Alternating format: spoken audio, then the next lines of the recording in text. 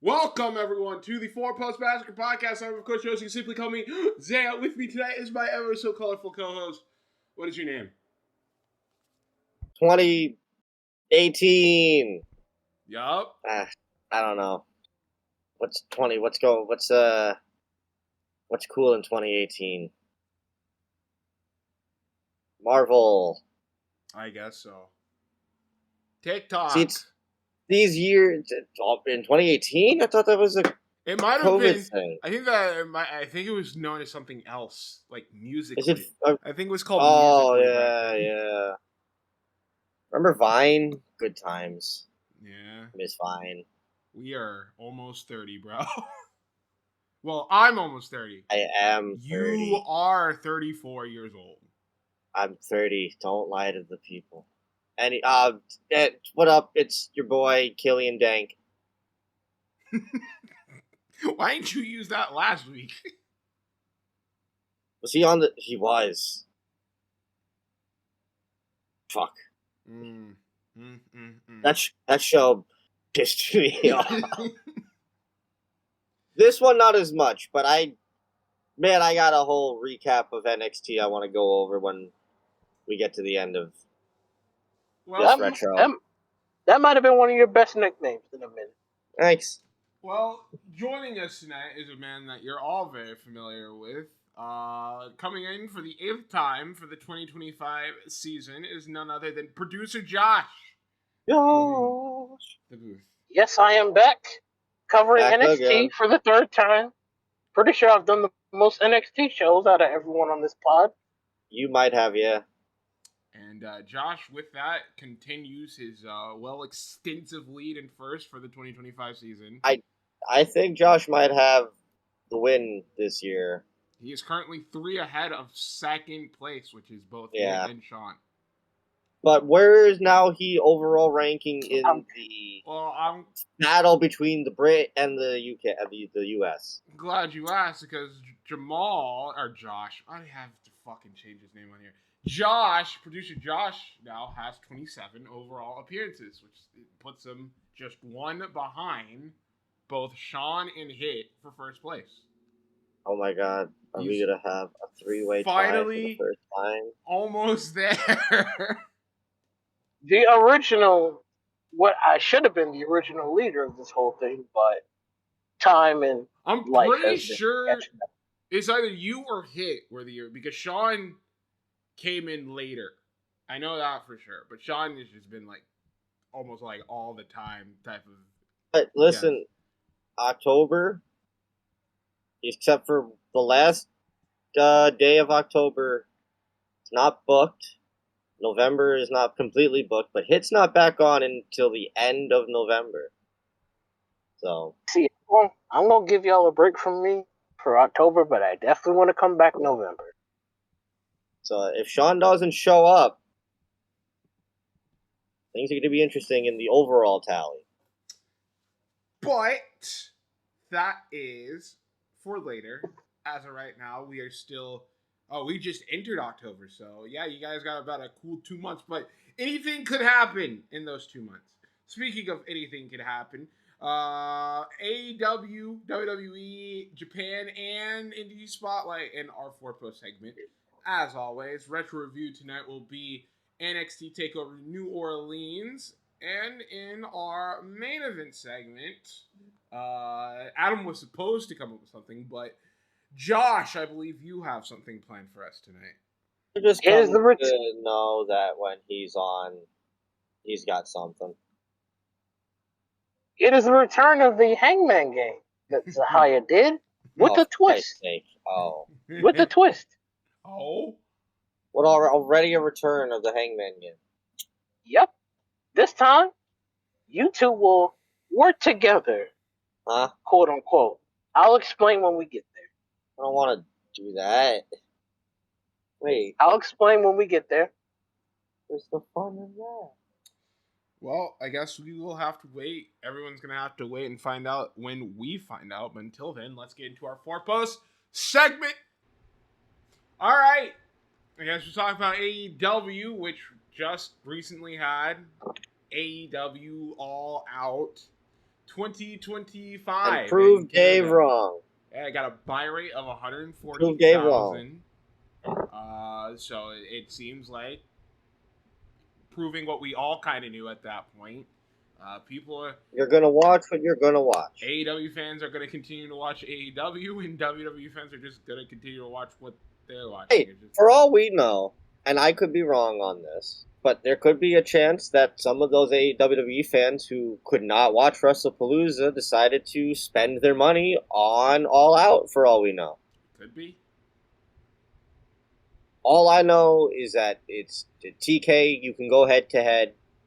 You're going to do fine regardless at this point. You're never going to beat them. No one can. It's impossible. But, don't back down. By all means, there was a report that the current schedule there doesn't seem to be any more head-to-head shows going for the next rest of the, except for the one we're going to talk about.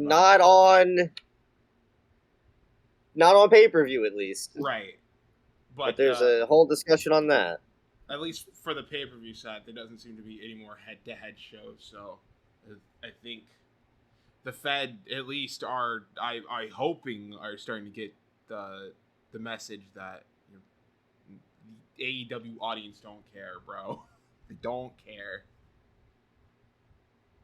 You drove them away for a reason. You said, me and my friend Mark are going to stop watching the show, and they did. You can't get Mark back. Mark left you, bro. But other than that, we had the follow-up to AEW. Dynamite and Collision. All out. We're building to Wrestle Dream. Yeah, we were in Pittsburgh, Pennsylvania for this show. A very weird show, to say the very least. I will say, good week for the women, because on the show, we had the unveiling of the new AEW Women's Tag Team titles, which was just... They are the men's tag titles with the women's tag titles, but smaller. And it says women. It does say women, and it's small. I can understand people being like, oh, it's just the same thing. I'd rather, because the AEW tag titles are very nice titles. So I'd rather something that I know looks nice than possibly it looking like dog shit. It doesn't bother me. Maybe I would have white strap.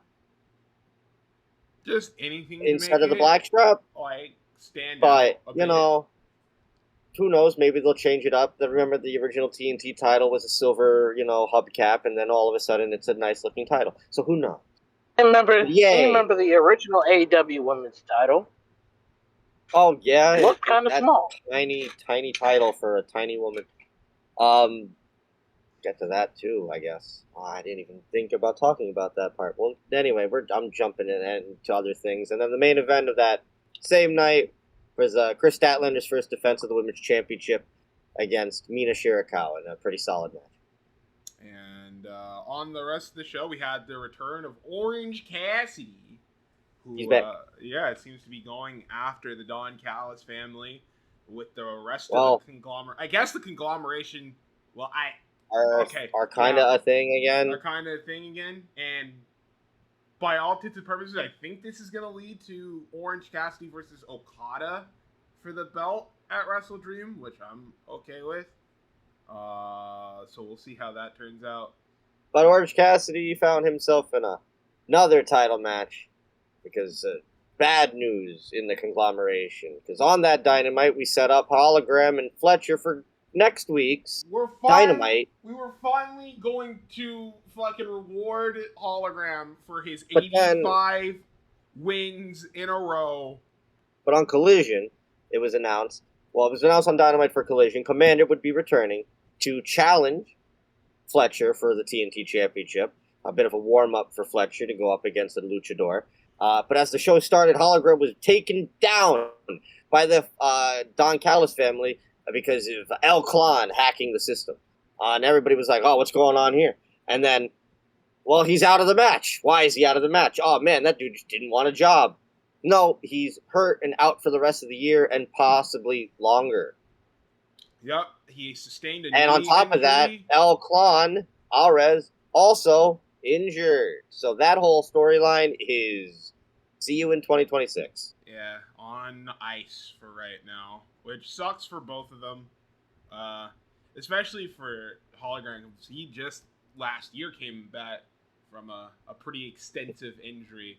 So It was the same knee, I think. yeah, so this is not great. I hope that he's healthy when he comes back, and that him and Aries get to do this proper this time, because I was very interested to see how it would have We turned finally out. got El Clan, and it's gone already. But with that, Orange Cassidy will now be stepping in on the 6th anniversary of Dino. I can't believe 6 years already. Yeah. And TK decided to gift us on this beautiful 6th year anniversary with a 2.5 hour Dynamite. You damn right, baby. Woo! No, woo. I won't go to. I don't. It's too much wrestling for weekday. But there is a card for that show that is being set up. Yeah. Speaking of set up, we also had our very first big announcement from a match that I've been calling for like months at this point, but it finally got revealed on this edition of Collision after the recent standoff against the Triangle of Madness. Queen Aminata and Jamie Hayter were in the middle of the ring after the match is done. Hayter is like, this thing has gone far enough, and I think there's only one thing left to do here. 3 words. 3 words. Blood and guts. Now the question is, they didn't specify when or how or where.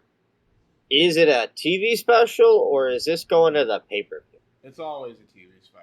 It's a TV special because it always pops a number. But where does that happen? Before Wrestle Dream? After Wrestle Dream? I'm going to take a wild guess and say before Wrestle Dream happens. Maybe Wrestle Dream is okay. So what? It would have to either be the go home week or the week after this week, because it's only 3 weeks until Wrestle Dream. Right. The 18th. Or they could do That's a lot to fucking. Or they do it at the pay per view. Doing it at the pay. I don't know if you want to do that though, because I'd rather it be a TV. I don't want this to be a thing, regardless. But Wrestle Dream is already like one of the shows that they pack to the fucking gills for some reason every year. So I don't want them to do that and then have a fucking blood and guts match on top of it. Plus, we already did fucking lights out steel cage at Forbidden Door. So I think like TV special blood and guts is the way to go, as it usually is.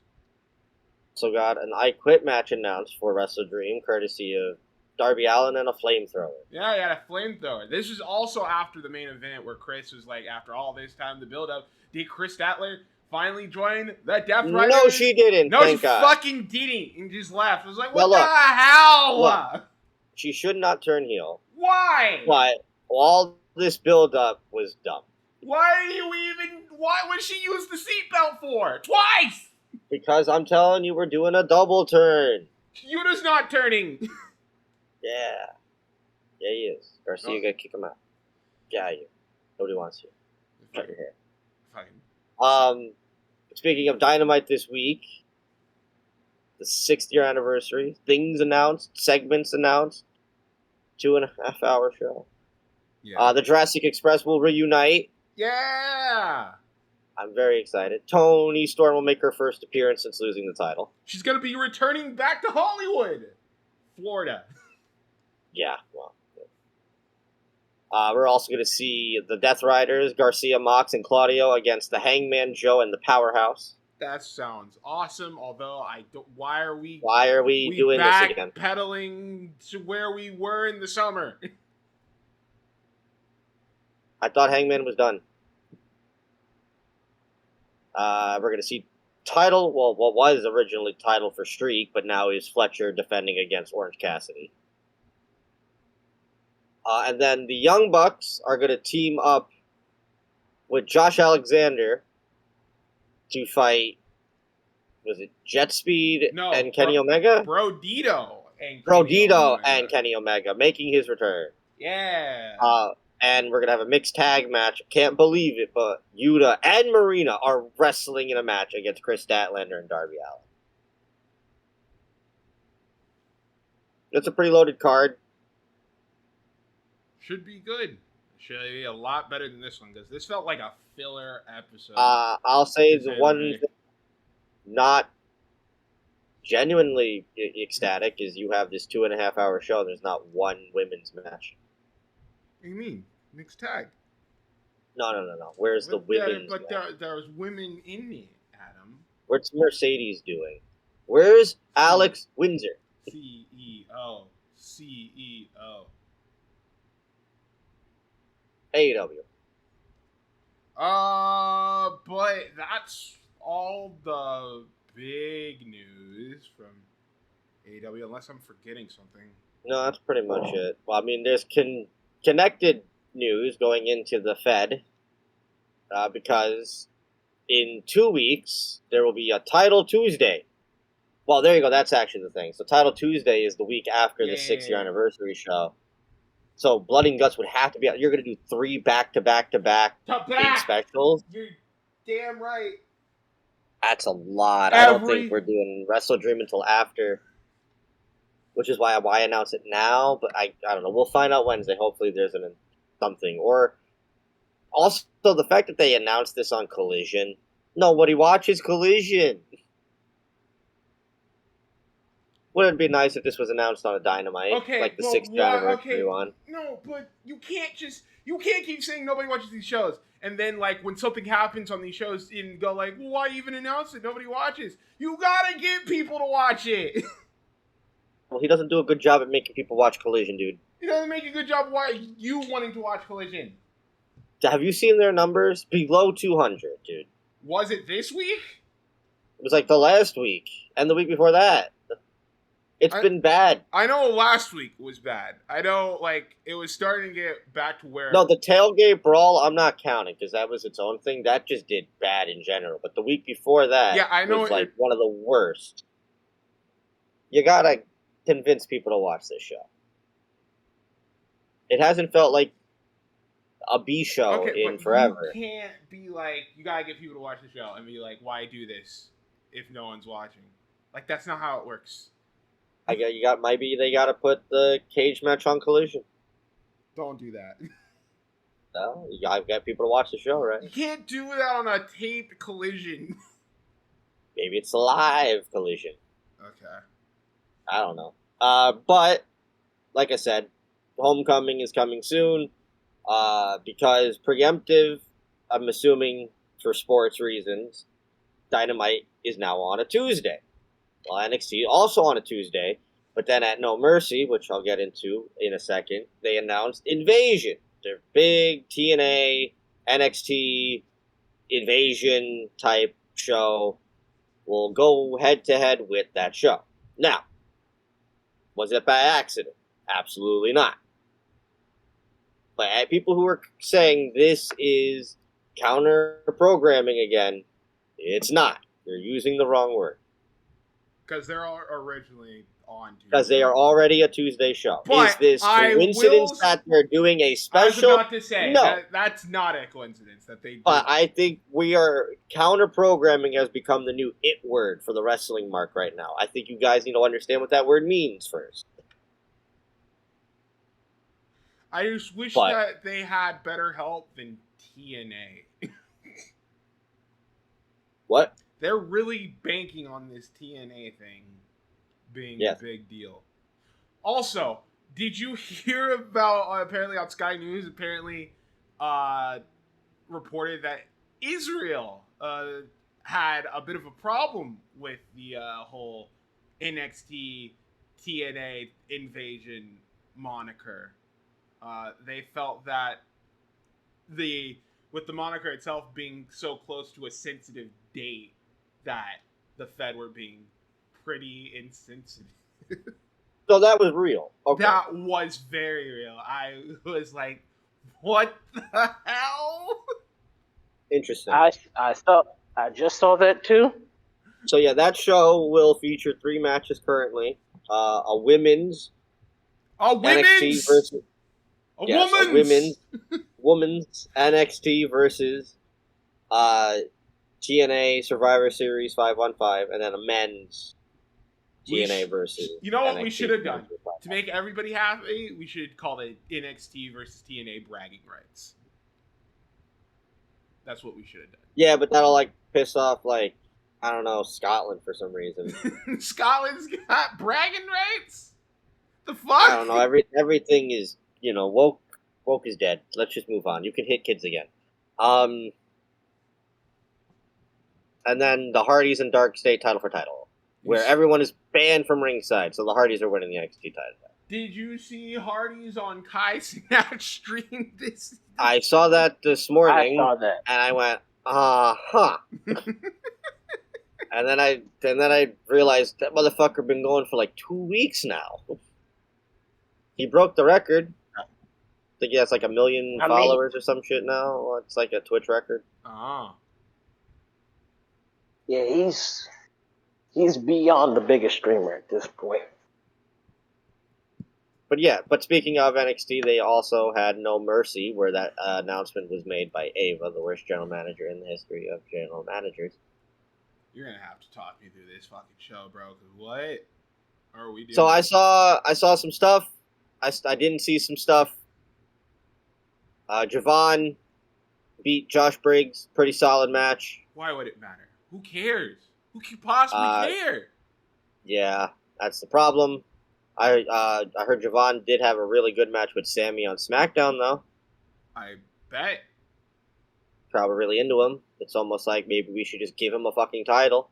To quote Brian Alvarez, the whole argument of he's young, that should not matter. Why does him being young mean he shouldn't be winning things early? I know Sean's not gonna like this, but he should have won that NXT World Title, not Ricky. I agree. He should have won it at the last pay-per-view. I was about to say we'll get to that once we get to But we'll get to that. Yeah. Sol Ruca. All right, so let's start off with the bad week for women's wrestling. If you're not AEW, and technically the main roster, but everything else, because injuries and other circumstances. Starting with NXT, they had a speed tournament to get a number one contender for the Speed Championship. Lainey Reed, you don't know who that is. I barely even know who that is too. And I watch NXT. She wins this tournament. She gets the tag shot. Then it's announced on the pre-show by Shawn Michaels that she is unable to compete. She got a boot on her foot. Now all of a sudden, now what the hell was the point of all that tournament? Maybe someone who was in the tournament will get the shot. Maybe it'll be Candice LeRae, who was the runner-up. No, it's Jada Parker, who then, with 1 minute remaining, and she's about to win, Lash Legend comes out, she gets distracted, and Sol Ruca wins. Cool. What's the point of any of this? There was none. The Speed title does not feel cool, because it's... I don't know how much Speed you watched, Sahaya. Not much. But the one thing that the Speed title, because it was Twitter and the way that they did it, was not every match was the same. You wouldn't have... Okay, because every match is 3 minutes. You wouldn't have every match go right down to the last 10 seconds. And that's exactly how it's been with NXT. Every match goes right to the wire. I feel like that just ruins the whole appeal of the belt. And then also, she lost by distraction. Cool. Jordan Grace beat Blake Monroe in a weaponized steel cage. Everything was pink. Did anybody bleed? No. Gotcha. Instead, we had a hairdryer and a curling iron, both of which were not used as weapons, but instead to tie up Jordan in the ropes. Well, we also had we also brought out a bag that at one point I thought, holy shit, thumbtacks. No, it was little diamonds. Well, Adam, women be shopping. Yeah, I guess. And there was little diamonds, and I was like, all right, maybe not thumbtacks, but little diamonds. That's probably going to still hurt. I mean, they're still sharp. So Jordan goes to do a it was like a Falcon Arrow or some kind of like suplex, and they completely missed all of the diamonds. And commentary goes, "Oh no, that's gotta hurt," because of course they weren't gonna take a bump on like fucking hard rock. So why even bother with that spot? Jordan ends up winning in the end anyway, so great for Mariah. Wasn't Jordan supposed to be on the main roster? Yeah. What happened? Yep. Gotcha. Yeah. They did the same thing with Roxanne Perez, so I'm not surprised. I didn't see Ethan and Tavion Heights. Ethan Page retained. That's mainly why I didn't care. But afterwards, it looks like get that belt from Tavion. What is the point of him holding that title again? Well, he's Canadian now. Hey, look, they book him more consistently than they do Ricky Starks. Also, the reason he's champion is because the CW network love Ethan Page. Okay. So, if it makes them happy, he's on TV. But he's moving into his next feud with another current North American champion, or was it just American champion in AAA? Dr. Wagner Jr., or El Hijo Dr. Wagner Jr. the Third, or whatever his name's going to be. So now Mexico versus Canada for the America titles. Well, it's the North American title, so I mean, I get it. Still kind of dumb. And then the match that made me upset, even though I already should have known what was going to fucking happen. But Lola Vice loses to JC Jane because she got attacked by a chick in, like, all black who hits her with a knee. That knee being Laney Reed's finisher, who was already teased to be the new member of the group because Jasmine Nix, who was in the group, left the company this past week after she turned down her contract, or new contract, that was lowballed like a motherfucker. I think it was like $75,000 or some shit like that, $7,500. Look, I don't give two shits about Jasmine Dixon. I mean, considering she hangs out with douchebags, but like fucking, like they should be paying them more than what they are getting. So she was written off TV by getting attacked randomly backstage by somebody, and then JC and Fallon going, well, she was like dead meat anyway, and that's the end of Jasmine Nix. So then we're building up who's going to be the replacement, and it's this Laney Reed chick, but she's hurt. She can't make the Speed title match. Well, doesn't matter, because WWE decided to, today, earlier, before they changed it, spoiled who it was that was under the hooded mask before realizing, oh shit, it just a cloaked figure hurt her. Oh, so they already spoiled all that shit. So why'd she even, if this was the angle, why make her in the finals of the title match that she's not going to be a part of? And then Lola lost, which was fucking stupid because you made a star right here. Nothing against JC, but I don't understand that. And then as soon as Lola lost, I turned it off. And then I found out later that Ricky beat Obafemi, and everybody's upset about it. Yeah, because why? Again, Sean is the only person who was happy about it, and I know why he's happy about it. No. He also won with a tornado DDT. I didn't know that was his finisher. Yes, that's his finisher in the Indies on occasions. Well, he can't use Rochambeau on Oba for because Oba's so big.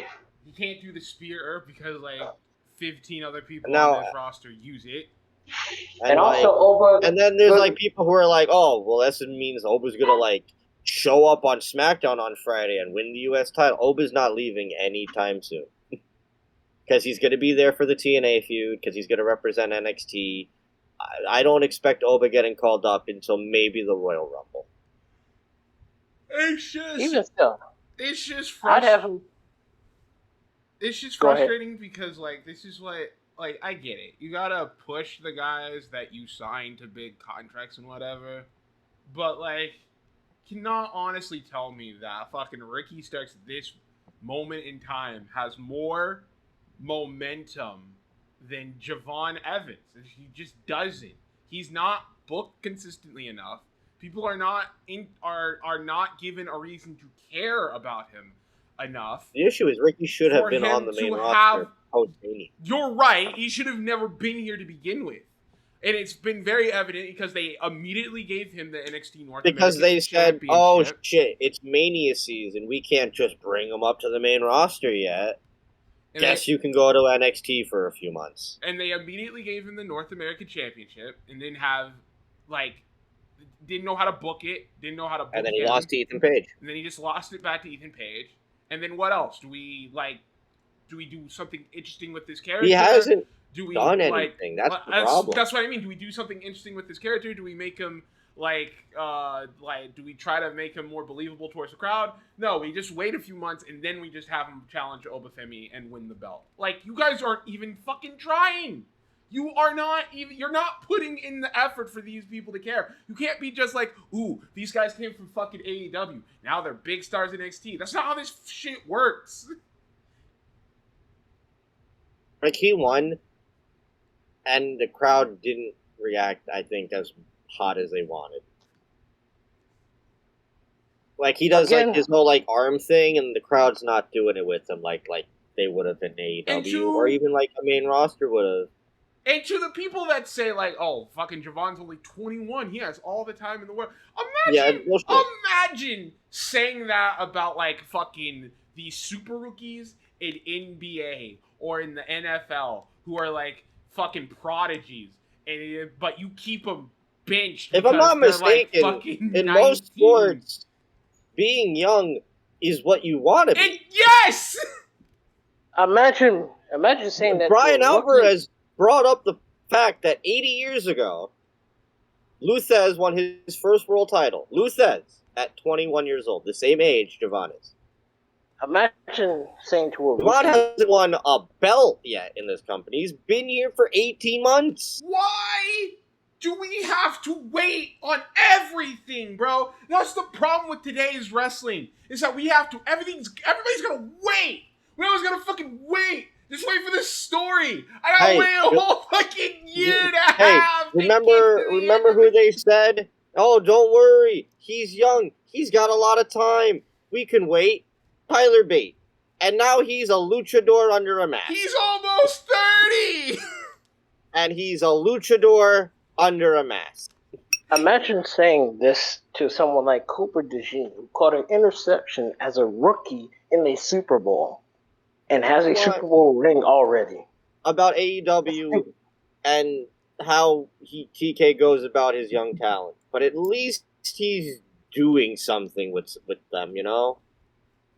Nick Wayne is the ROH TV champion. Garcia's in the Death Riders. Kevin Knight is, like, one of the main stars in the tag team division with Speedball. Like, fucking, at least there's, like, Kyle Fletcher just main evented an AEW pay-per-view with Hangman.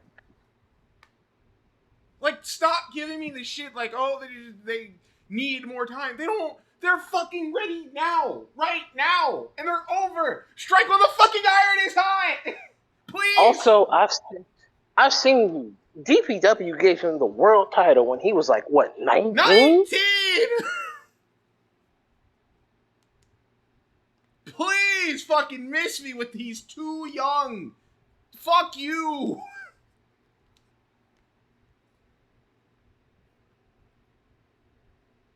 That's it. That's all I want to hear. I'm so sick of he's got to wait because he's younger bullshit. That's it for NXT. It's never how it's fucking been.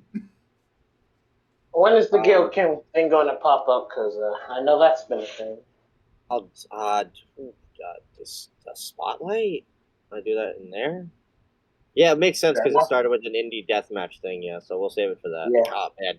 We have a very heavy indie spotlight tonight, guys. Well, with that, I think that's it for the Fed. Well, I guess you know what is fucking time to talk about. It's time to go about Japan. New Japan Pro Wrestling. Or before I could, I guess I can make a quick pit stop to Stardom, who just held. Oh, I thought you're not going to make another pit stop to Noah? DDT as well. Oh, DDT. I don't have time for all that complicated. Like, Sean told me all that shit, and I only picked up on, like, 50% of what he said. A lot of, like, 50 cash-ins happened, yeah.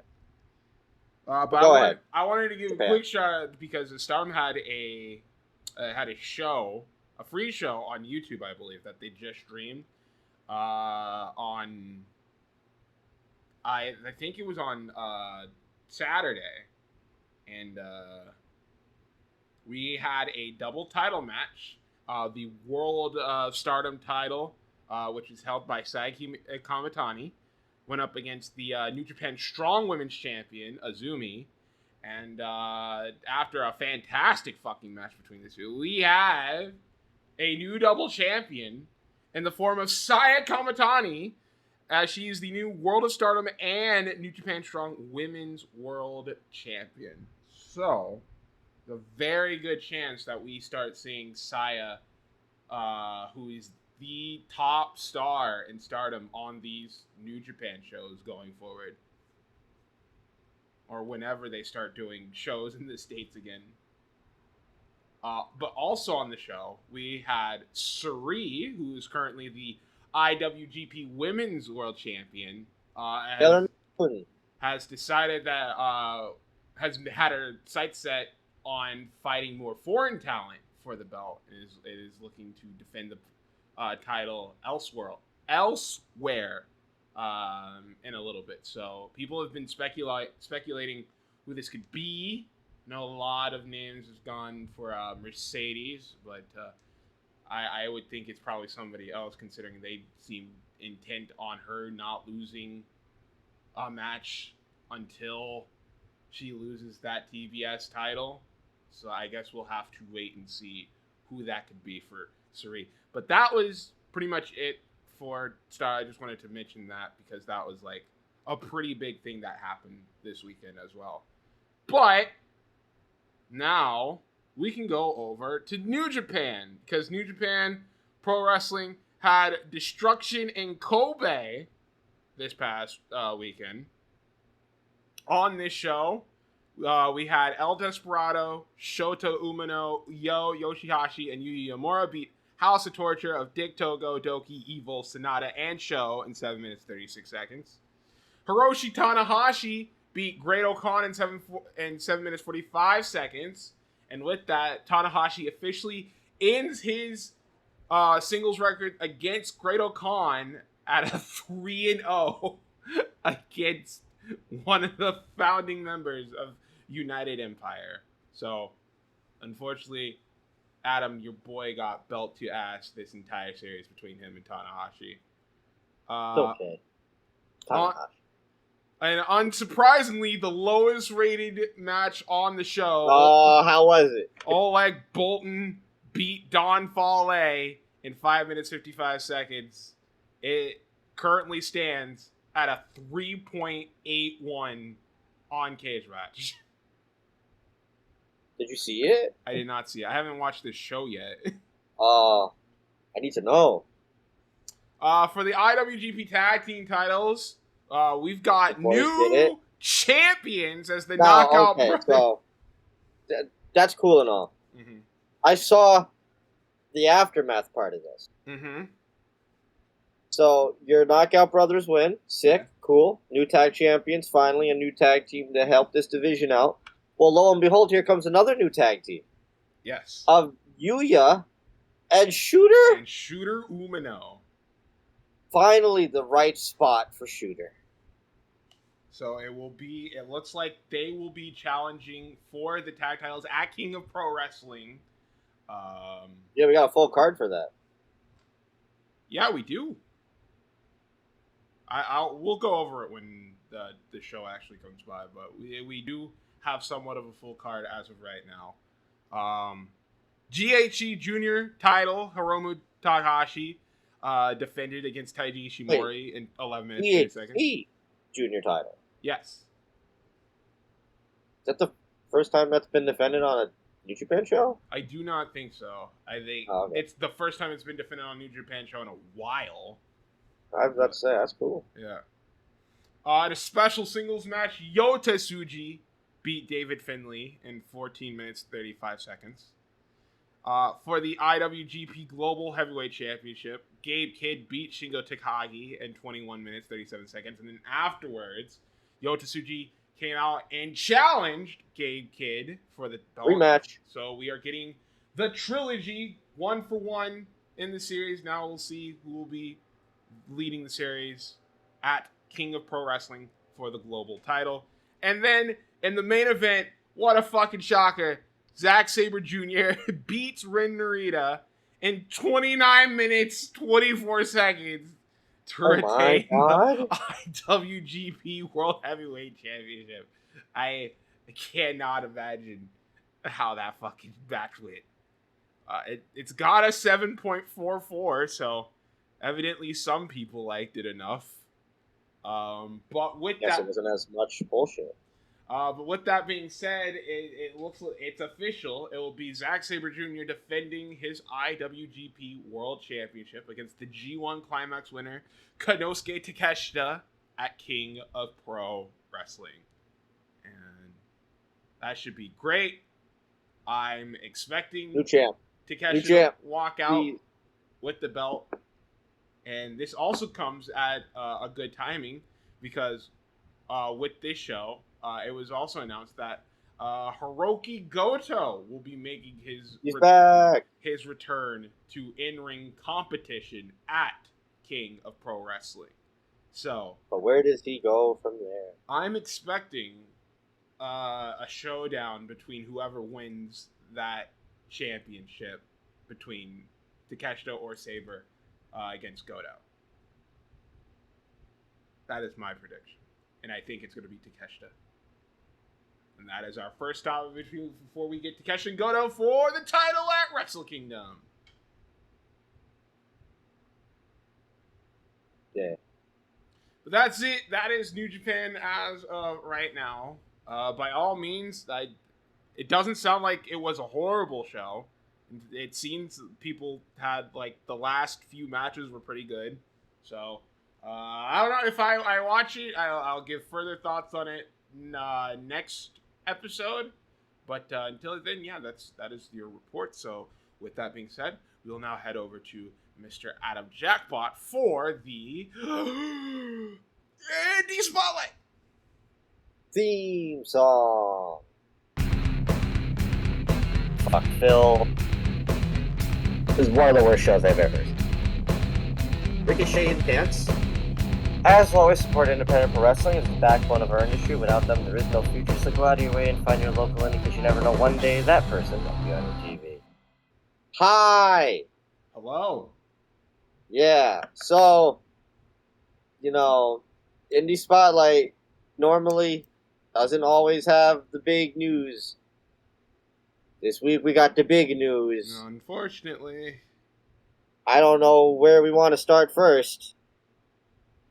Well, let's get the dumber one out of the way first. Okay. You want to go for the... Yeah, because I know Josh has been waiting to talk about it. Gail Kim decided last week, I think we might have mentioned it. Oh, boy. Had made a comment regarding... Because we mentioned last week, this is when it first started. She had made a comment towards one of the filmmakers behind Talk to Me, Bring It Back. I don't think it was originally Brothers, right? I don't think it was about the film. I don't think she knew it was no, but I mean, film. She didn't know that it was related to a movie, but she had made a comment regarding a deathmatch spot with an exploding ring and a big barbed wire trampoline. And she gave her opinion on that, and that became a thing between her and the deathmatch community. Well, I thought, like maybe most people, it was going to end there. She was maybe, I think Sean made it clear when we were talking to him, put it best. She was probably new to this. She didn't understand. So she was a bit blind towards it. Give her the pass, That's fine until she goes on, was it Busted Open? It was either, I think it was Busted Open. It was one of the podcasts, and she goes on to address it. But on top of that, also starts addressing other stuff, mainly about Riho. And from that until, God, it might still be going on now because it went until the weekend, Gail just decided to not stop replying to people, getting into it with Dave Meltzer. What started out as her giving a critique, well, not really giving a critique, just shitting on the deathmatch wrestling, then became a whole thing about her and her thoughts on size and weight, and also not realizing to just admit defeat and say, got it, I'm going to leave now. Also, they asked me to wrestle for them, and I said no. Which I don't even know how we even got to that point. Or reached that. Like, who was asking you? Well, Sanjay had asked her, and she said no. And but I was all like, who even asked you if you were coming over to begin with? Like, who even asked that? How did we get to that part? She just kept digging holes. I don't know what happened. It would have been one thing if she had just made the fucking deathmatch comment and was like, this shit sucks and this whatever. It's like, fine. Could have probably forgotten about that in like 2 weeks. Then she made the Riho comments, which is, I find kind of hilarious because her main thing is that she was disturbed by how she looked. I guess she thought Riho looked childlike in that in one courses of her. Also, I think she said she'd only seen one match. And that she didn't look believable in said match, which I find utterly ironic considering your most famous rivalry in pro wrestling is against a woman that was twice your size, but okay. And then also the irony of also you can jump in here now. The irony of all of this is that isn't Riho like bigger than AJ Lee, for example? That was the thing. Ballpark? She named like it was. I find women more like it was like AJ Lee, Alexa Bliss, Kairi Sane, Mia Yim, more more believable than Riho. And it's like, okay, cool. I'm glad to know that this mainly extends to who's already working in the Fed. But to that point, fucking Kairi and Alexa are both small. Are both very small. They're around, if not the same height and weight as fucking Riho. And Zelina Vega is shorter than Alexa Bliss. So you gotta tell me, or like, what makes them so much more believable over someone like Riho in this instance? By the way, it's kind of ironic that Gail Kim bringing down another minority. That's a little crazy. I would think she'd be above that. I think that's the reason why people were so fucking, like, disappointed is because you would think if there was anybody to understand Riho's struggles as a smaller wrestler, it would be someone like fucking Gail Kim. Smaller Asian. Smaller and Asian. And instead, you got one of the pioneers kind of shitting on you for no reason. I just didn't understand. Gail Kim with the Jim Cornette special. But it felt like I said, the initial deathmatch thing. I was like, all right, she doesn't know what she's getting herself into. She's clearly never been on Twitter like that. All right, she'll realize in the morning. All right, I'm just gonna stop replying. She kept replying in the morning. Went on the podcast, and then became a whole nother fucking just. Gail Kim decided to just give her opinion on the wrestling business. This went on for days. 5 days. I remember 5 days. We were in a call, and you guys mentioned to me about the Dave Meltzer. No, you weren't there that Saturday. On Saturday, when the Dave Meltzer thing happened, I remember seeing like a tweet thread about the Dave thing, and I didn't read it because I just thought it was like more shit from the deathmatch stuff the day before. And Ben and Sean are like, "No, that's from today." And I went, "Dude, that shit started on like Wednesday. It just never stopped. It's just very sad, and it's like, what is she? You got nothing else going on right now? At this point, clearly it was for the attention that she was getting. She was liking the attention that. What, to get a WWE job? I don't know what it was for, but it is like the place that you make it very clear you never want to go back because you hated how you were treated. I just think that. But then shit on AEW. I just think so. At first it was like just her giving her opinion, but like everyone, it kind of goes to like Sean's thing. Like everyone on the internet has such a visceral reaction to like everything, and that kind of could have been like she's like, okay, all right, fine, you guys want to be assholes, I could be an asshole, right back, and just went with it, and just kept going with it, and it just kept going with it. It just kept going. People stopped caring like 2 days ago. I never would have thought. Gail Kim. It went to, oh my goodness, I can't believe Gail Kim, what she's saying about, Riho, to, oh my god, Gail Kim, why is she still tweeting? Gail.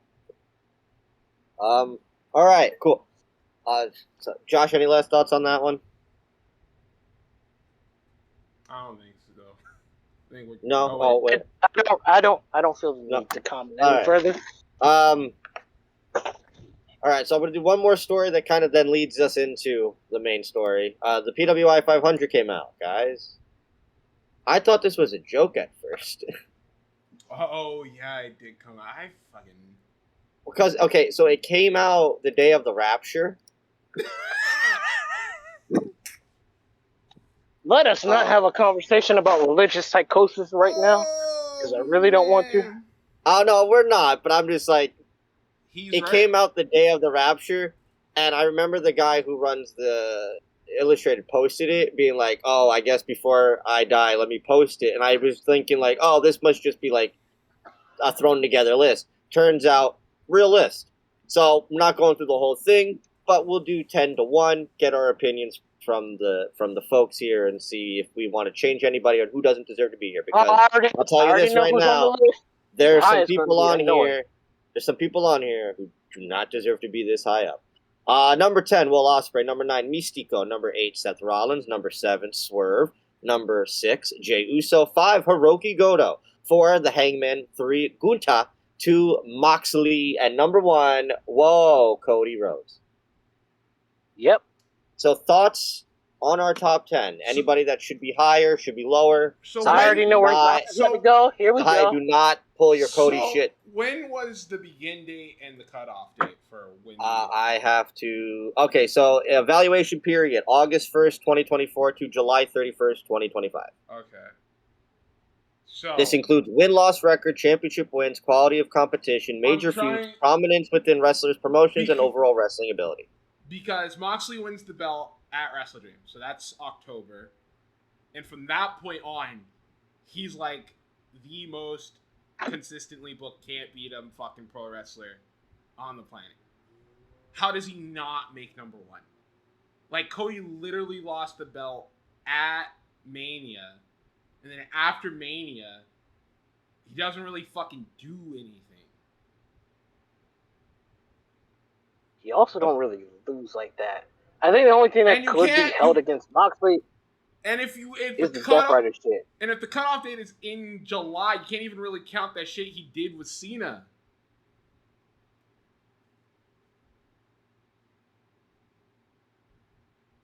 Roman isn't on here. I'm assuming that's because of him not being around as much. I was about to say, what does he do? I don't think. What did he do? I know there's Gunther being number 3 is interesting. I guess he was champion a lot. So, but yeah, he already had the belt going into Mania, and then he wins it back at. When does he win it back? Oh, he wins it on an episode of Raw. Yeah, Raw. So, I guess Jey Uso number 6. I know that's a hot one. Look, people may not like him, but they did. All right, but here's the thing. Quality of competition, not great. Major feuds, not great. Overall wrestling ability, not great. Number 6. Over Swerve, over Seth. I'll even give Seth that. Or over Mystico, who had the best year of his career. I was about to say, I would put Mystico over Jay's him. 10. I would put Mystico over him. I'm not sure if I would Swerve, and I fucking love Swerve, but let's be realistic. If we're counting from the period, what is he? Right. Like after the fucking Hangman stuff, he loses that match. Then he's off TV. He fights Bobby Lashley, and they have a solid TV program. But he just let me throw out a few of these names in the under, in the 10 under. Somebody say like Takeshita or Trick Williams, who again have been consistent, have won matches, overall major feuds. Obafemi was NXT champion for like an entire year almost. I'm surprised. Zack Sabre Jr. was IWGP champion for a good portion. Goto got number 5. Zack's 13. Well, when did Zack wins the belt at King of Pro Wrestling, which is in October. And then he holds it up until New Beginning, which is in February. So he only held it for about 3 to 4 months up until that point. So I can understand. Okada's number 11, and he was champion a whole year. Yeah, that doesn't make sense to me. He should have been higher than fucking Jay. I think Jay being at number 6 is way too high. Yeah. He can be in the top 10, sure. He's number 10. Or I swap him and Mystico, and Mystico's number 6. Mystico should absolutely be higher. He should. Mystico had top 5. A fucking resurgence of popularity this year outside of just Mexico, especially with that song coming back. Mystico and Seth should not be lower than Jey Uso. But that is that, and that would then lead into the big story here. So number 25 of the list was Masha Slamovich. And that, yeah, a lot of people started giving her praise. I was confused. And then I learned that I think it has to do with intergender wrestling. I guess so, because that's how these women get higher. Because I was like, how is like EO because not up there? Because the JCW title, she does fight a lot of guys for the belt. Yeah, so I didn't realize that like women can get in the 500 because they already have their own. But I guess because intergender counts. But whatever. That would then lead to a person on Twitter, Jasmine or Bam, I think that's the / you can call it either way, posting a tweet stating, Masha is an abusive piece of shit who feels entitled to everything, including a Ribera jacket. Anyway, enjoy some of her abusive text messages and a giant Dropbox, which is, there's a lot of it. It's very out of order, so go at it at your own pace if you want to dive into that, because it does get confusing at points. But you get the gist of it. After, you get the gist of it. Yeah. But trying to connect all the timelines is very confusing, because I tried, and then I got confused, and my brain shut down. But I got the understanding related to her relationship with other wrestler, former MLW wrestler, deathmatch wrestler Akira. They were a prominent couple for a few years, and then they broke up, and everything seemed like it was just mutual breakup. And then all this came out, and it's very damning, and it's not great, and it's not even just the abuse stuff that came out of these text messages, but also Masha's opinions on LGBT, and a lot of just very hypocritical things from somebody who has been big represented in that community. I know that's a big issue with people on top of the abuse stuff. I'm going to let some of these guys talk about some stuff. It's just unfortunate because, like, it sucks because it's like, you don't want anybody to get hurt in a relationship. Domestic violence is always fucking awful, no matter who it is. Doesn't matter how fucking talented they are or whatever. You can't just let somebody get away with that type of shit. Yeah, man, it's off. This is very off-putting. TNA said they launch an investigation on the matter.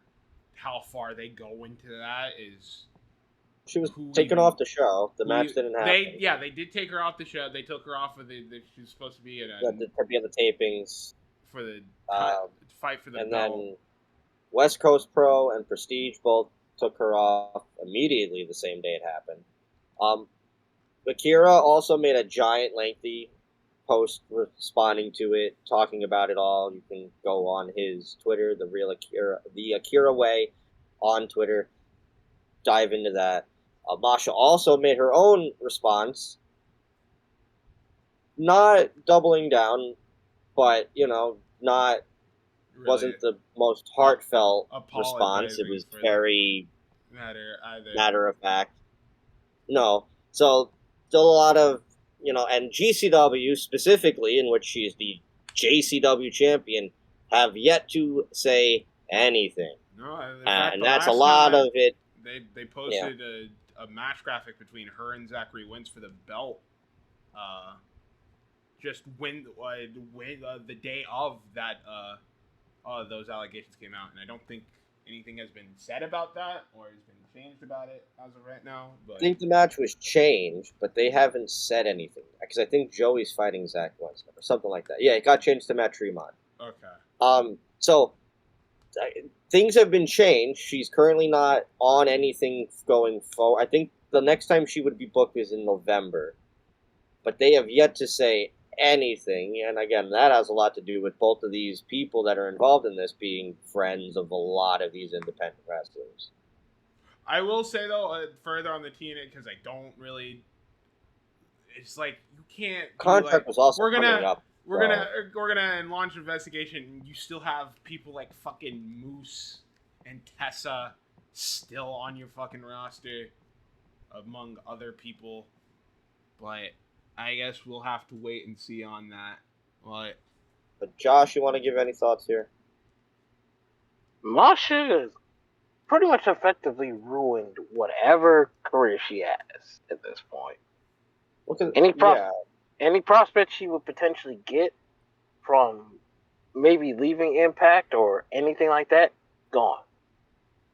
And any trust that she might have had from any wrestlers who are of the LGBTQ eroded. Because now you just come off like a snake. Why should anyone trust you? Why should anyone want you on this show?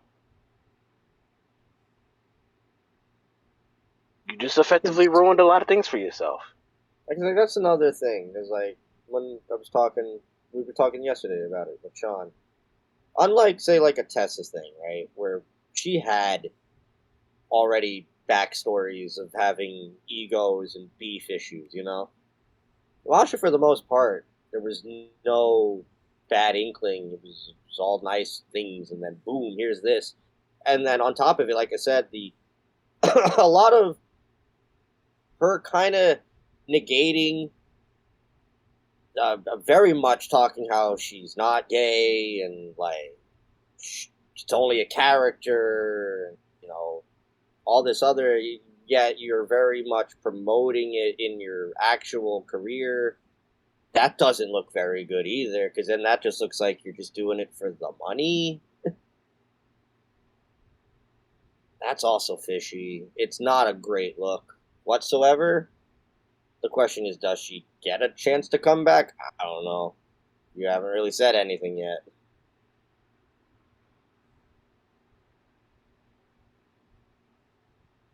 People.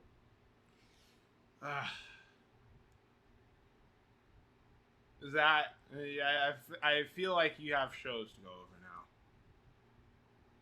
Was that any last opinions, thoughts? No, I'm good on Josh? That. Awesome. So that was that. We got some shows to go over from this past week going into next week, including TNA. We'll save that one for the end. Revolver had Revolver Redemption. We kind of watched this. Did you? Yeah, we did. You weren't there. No, I wasn't. Stephen Wolf defeated Phil Shark. Matthew Palmer made his return, defeating Danny O'Ryan. Crash Jackson is the new #1 contender to the Texas Championship. Crash. Maya World defeated BDE. And then this is the part where we watched. I only saw 2 matches from the show because, yes, it was yet another MPX sponsored Revolver show in the same little indie, gymnasium. The Scorn, the current MPX tag champions of Gabe Wilder and Tommy Prince, defended over Alpha Sigma Sigma, specifically Big Dick Myers and Casey Jacobs. Wow, this match is the biggest green match you've ever seen in your life. And there is so much shtick that with this Scorn team, it's a little much. So first off, they're heavy metal rocker guys, right? But then their catchphrase is "It's time to get scorny." Okay. But nothing about them is sexy. And then they also love doing Jerry Lynn devil horn build ups before they do a move. And then in the middle of the match, dude pulls out a chicken nugget, and it's the nugget of destiny. You're saying words right now. Yes. And if you eat the nugget of destiny, you get superpowers. So then Casey Jacobs just ate the nugget of destiny. It did nothing to change the match. And then the Scorn won in the end. It was fucking awful. Right. But good thing, though, JD Griffey won the Texas Championship, had to vacate it because he's hurt. So we had to get a new champion, and in this match between Brick Savage and KJ Orso, after JD Griffey got involved with the belt trying to fuck over Brick Savage, at the end he throws the belt in at Brick Savage. They're face to face. Brick is on his knees and is he's a doggy position pretty much. Looking at JD, and the title is right under his face. And then out of fucking nowhere, double foot stomp by KJ from on Brick to the belt, and KJ won the belt. Oh! Finally! So, KJ won something as this heel persona. It only took him almost 6 months. It only took somebody else getting hurt. Yeah. And then there was a death match. Jay Chris defeated Sky Della Cremosa. We got 2 minutes in and went, nah. Again, the Texas shows just don't fuck as hard, I don't know why you guys thought this one would. There's nothing else to watch. Collision was over at that point. Progress had Chapter 184, Camden Lockup. Man Like DeReese defended the world title against Charlie Sterling. Simon Miller defeated Josh Hawley. Rio, not that one, defended the women's title against Lucy Sky. Ricky Knight Jr. defeated Owada-san. And with diamonds? What? Oh my god. Will Cruz is the new Atlas champion, defeating Gene Money. Cara Noir defeated Alexander Lockhart. And Kanji defeated Nina Samuels in a loser leaves Progress match after 31 minutes. Nina Samuels is done. I don't know if that means she's getting signed to the Fed or something. I guess we find out. Wasn't she already there? Yeah, she was once. I don't know. I guess we'll have to wait and see. Josh Barnett had a London Bloodsport event that had a bunch of dudes. I've never heard of any of these people. I know Chris Ridgway. He defeated Mark True. Anthony Agogo defeated Brett Semtax. And then Josh Barnett defeated Ollie Thompson, who does not have a cage match. Gotcha. I'm not reading any of the other matches because I don't know where the fuck they are. Gotcha. And that's just how it be sometimes. That's just the way it is. It's just the way it is. Things will never be the same. Oh my god, where did it go? Fuck. Oh, there was an MLW show, and I just had the card, and now it's gone! So I'm panicking. I bet you are. I'm struggling. Well, you obviously watched it. I got it. I did not. I didn't watch no MLW. MLW Fury Road 2025. Atlantis, Blue Panther, and Diego Hill defeated Barboza, Defonto, and Zendoken Jr. A big lucha. Opera Cup matches. We have 3. First round, Paul London defeated Okamura. Volador Jr. defeated Titan. And Austin Aries defeated Kushida. Oh, yeah, he's back. The king of controversy. Hooray.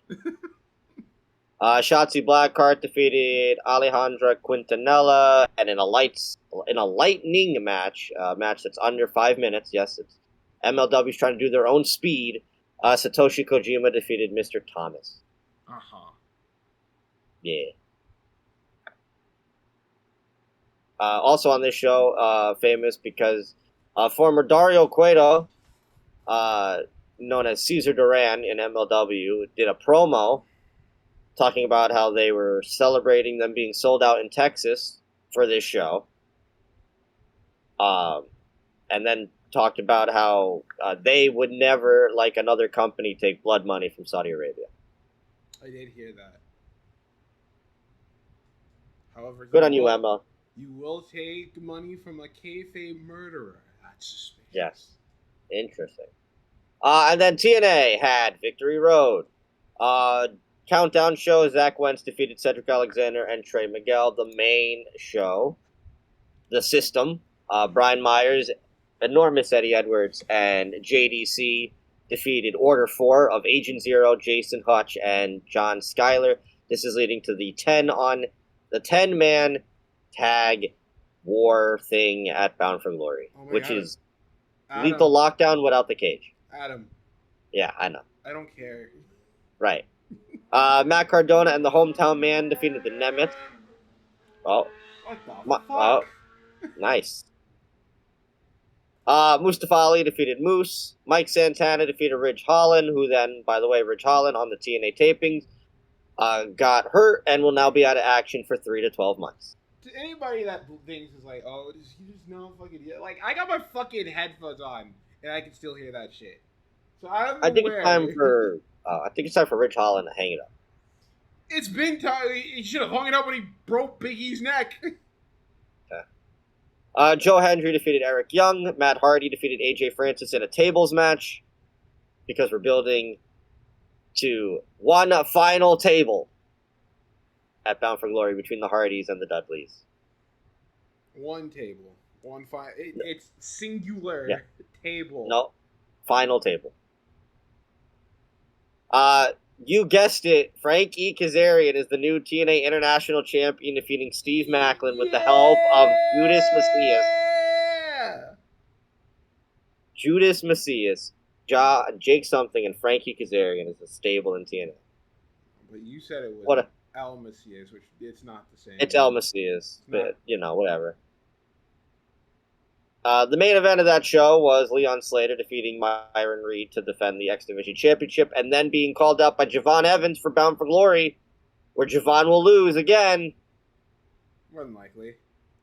But the big taking point from this show, which was not the main event, was, all right, initially, Masha was supposed to fight Trash for the Knockouts Championship with Indy Hartwell as special guest referee, because Indy would be fighting the winner at Bound for Glory. I thought, more than likely, we're going to head to a triple threat here. Then all the Masha stuff happens.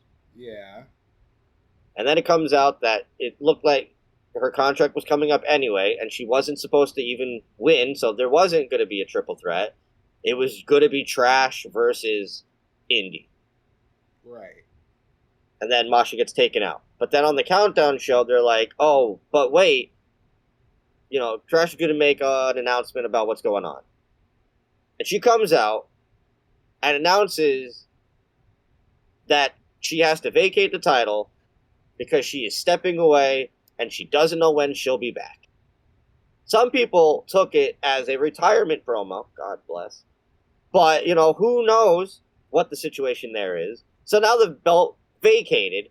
Then there is a battle royal featuring women in which the last two would then fight for the vacated title later that night. It would be Li Ying Li, the former Xia Li, and Kalani Jordan of NXT. And some people thought, holy shit, Xia Li is going to win a belt. The Goto of women's wrestling. It only took everybody else to lose for her to win a world title. And then Kalani fucking Jordan won the belt. And now Kalani is fighting Indy Hartwell at Bound for Glory to lose the belt to Indy, because that was probably the plan anyway. So then I go back to my original point. Why didn't JC just go into fucking Bound for Glory with the belt if we were doing this invasion angle? Because they didn't want their new pet project to lose the less important belt on a show they already deem less important than. So now, this is where we ended up. It's Kalani Jordan out of the blue. Good for Kalani. I'm a big Kalani Jordan fan. Fighting Indy Hartwell at Bound for Glory. Like, you better be what a match. You better be very happy that they at least somewhat like Mike Santana. Otherwise, they would not be worth the time. I'll be watching. I'm interested to see how this shit show goes. But that was TNA Victory Road. Bound for Glory is at the end of October. It's the week after Wrestle Dream, I believe. So we got time. Upcoming this week, we got shows. You know what? Now I'm being told something in the chat. Stop yelling. If it's wrong, it's wrong. I don't care. This is the week after October 7th, he says. Bound for Glory. Oh, so it's the same week as Wrestle Dream. Anyway, Wrestle Revolver has Tales from the Ring 8. It's their annual Halloween special.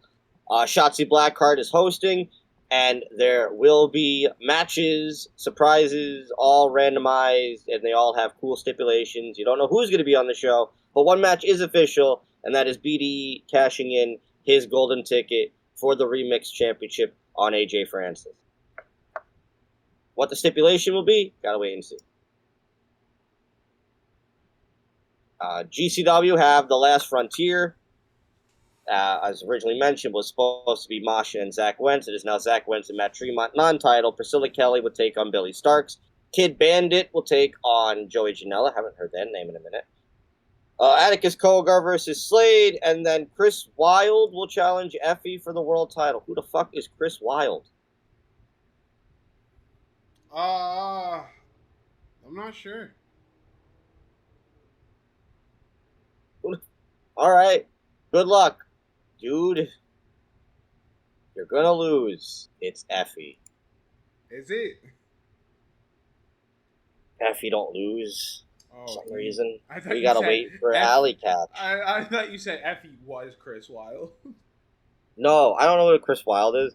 MLW have Slaughterhouse, their annual Halloween event. Quarterfinal match in the Opera Cup. We got two of them, Satoshi Kojima and Bishop Dyer, and Ultimo Guerrero versus Mistico. Himawari will challenge Shoko Nakajima for the Featherweight Championship. Alexander Hammerstone will verse Matt Riddle. And in the Chamber of Horrors for the World Championship, Mads Kruger will defend against Matthew Justice, Mr. Thomas, two mystery opponents, and C.W. Anderson. Hi, C.W. Anderson. I heard you the first time. Aren't you excited? No. You should be. No. You should be. You should. And then Prestige have Roseland, their final Roseland. So they announced today this show will not be streamed live. It'll be taped. The plan is, because there's only 3 shows, there's only 2 shows left now, actually.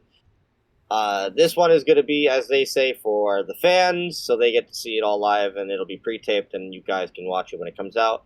And then they're going out with a bang with one last big Prestige show. But on this card, Cody Chung will take on Travis Williams. Matt Brannigan takes on Danhausen. Joni Robbie defends the Women's Championship against Trish Adora. DPW Women's Championship on the line, Nicole Matthews against Myra. Prestige Tag Team Championships, Midnight Heat will defend against the Good Brothers. How did they have money for them? Also, good for your boys. They made it to an indie show so high. It's about time. Look, they have to give back. Someone's got to pay for I these guess. 6 minutes of ring time. What originally was Masha versus Danny Luna is now Danny Luna versus Shayna Baszler. Oh. And for the Prestige Championship, Judas Icarus defends against Kevin Blackwood. That's it. Well, I guess. With that now being said, it can now go on to our show review. Good lord, bro. Josh! It's time to get back in here. It's time for us to talk about some NXT Takeover New Orleans.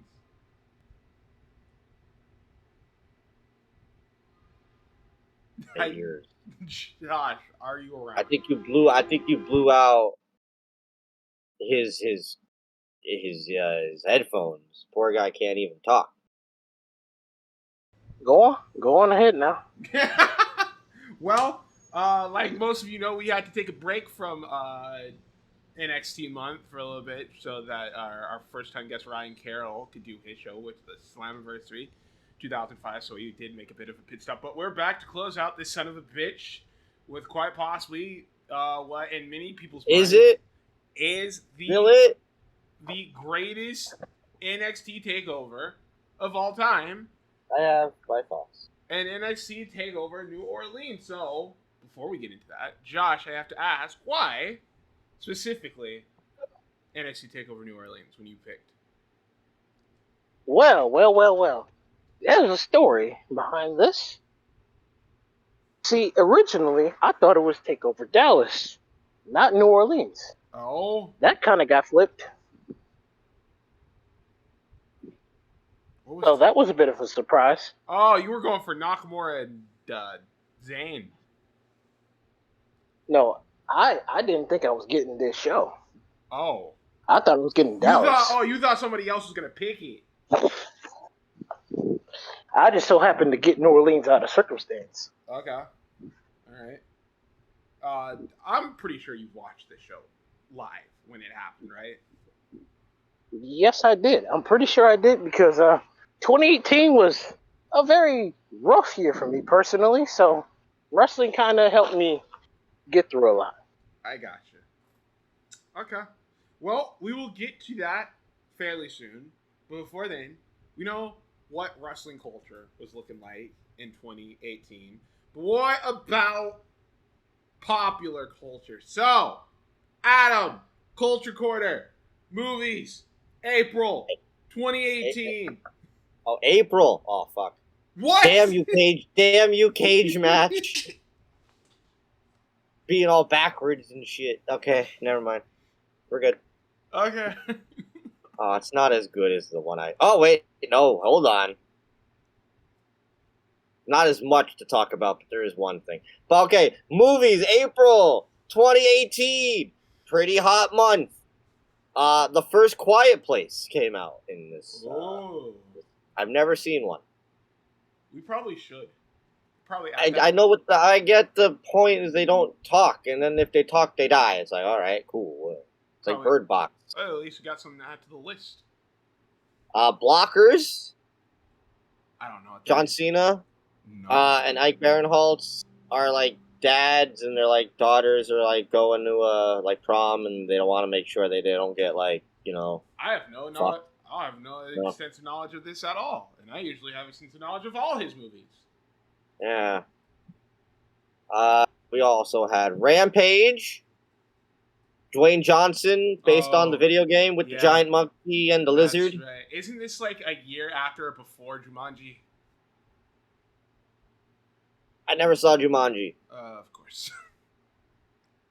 I don't like his movies. I just know for some reason he was just doing like video game movies, and it's like, why? We had Super Troopers 2. Big Super Trooper guy? No, never seen Super Troopers. Very funny movie. No. We had the continuing trend of Hollywood of, hey, remember that thing you did as a kid? Let's make it into a horror movie. Truth or Dare! What? Yes, Truth or Dare, the horror movie, starring Lucy Hale of Pretty Little Liars. Never never heard of it. Yeah, because it's very bad. Well, that could be another one to add to the list. And then, I don't know, I gotta look at this. This might just be for me, because I'm a film connoisseur.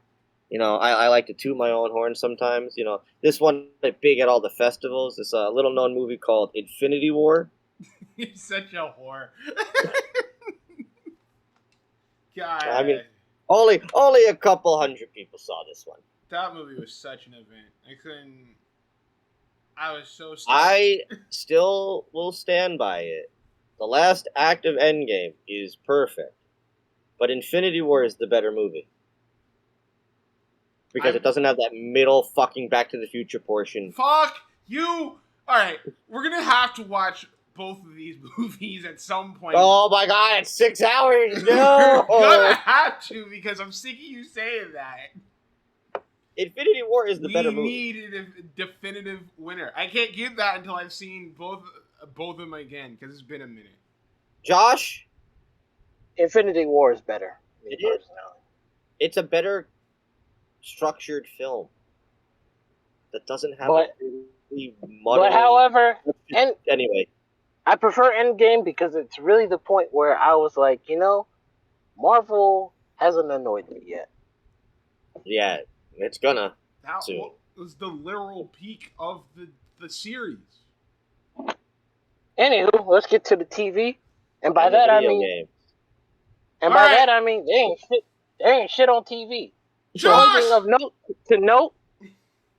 He's already talking.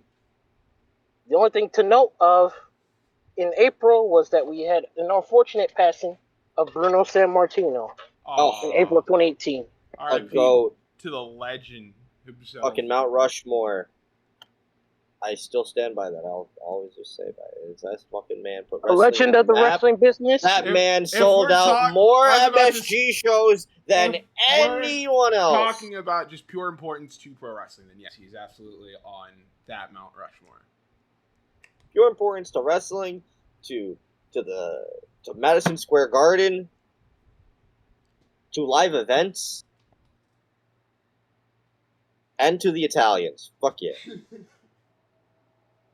Anywho, that's all you get for TV because there ain't nothing of interest.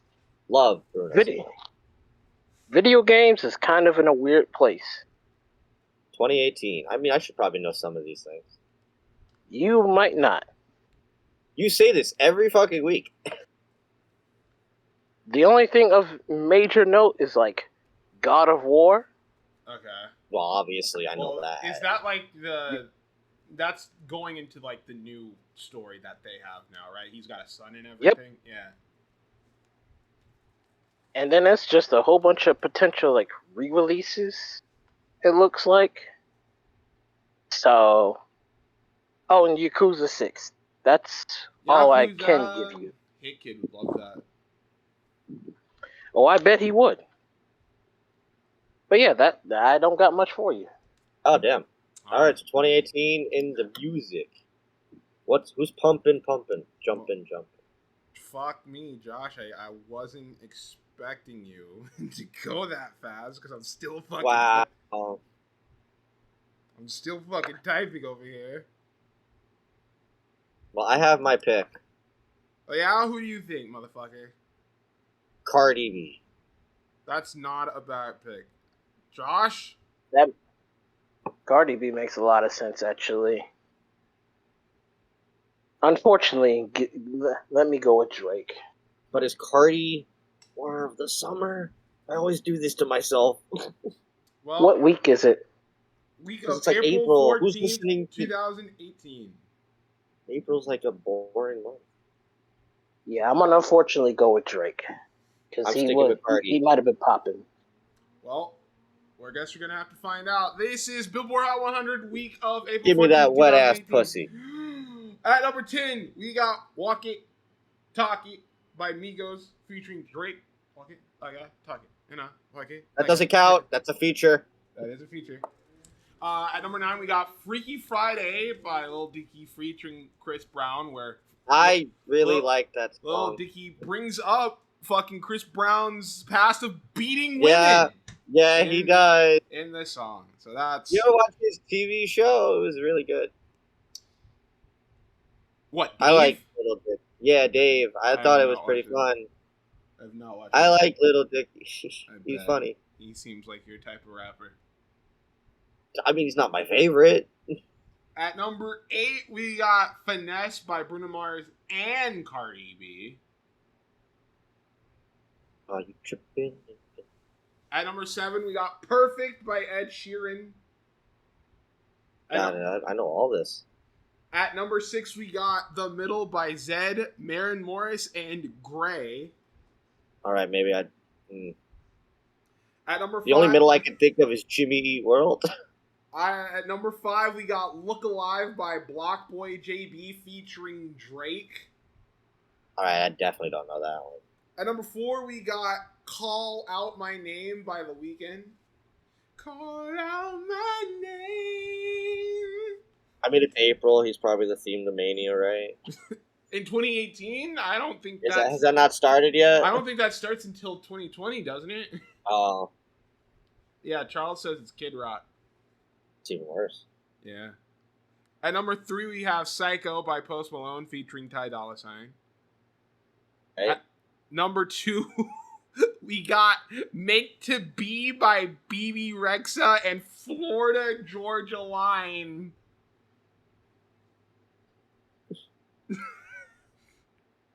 And See, that's what I mean. April's weird. At number 1, we have God's Plan by Drake. No, fuck, god damn it. Yeah. God's Plan. And that song will stay there for a good chunk of I anywhere close? You got fucking Finesse by... That's a feature, though. It's technically a duo. Oh, all right. Yeah. Is there anything for her solo, though? If I scroll down a little bit.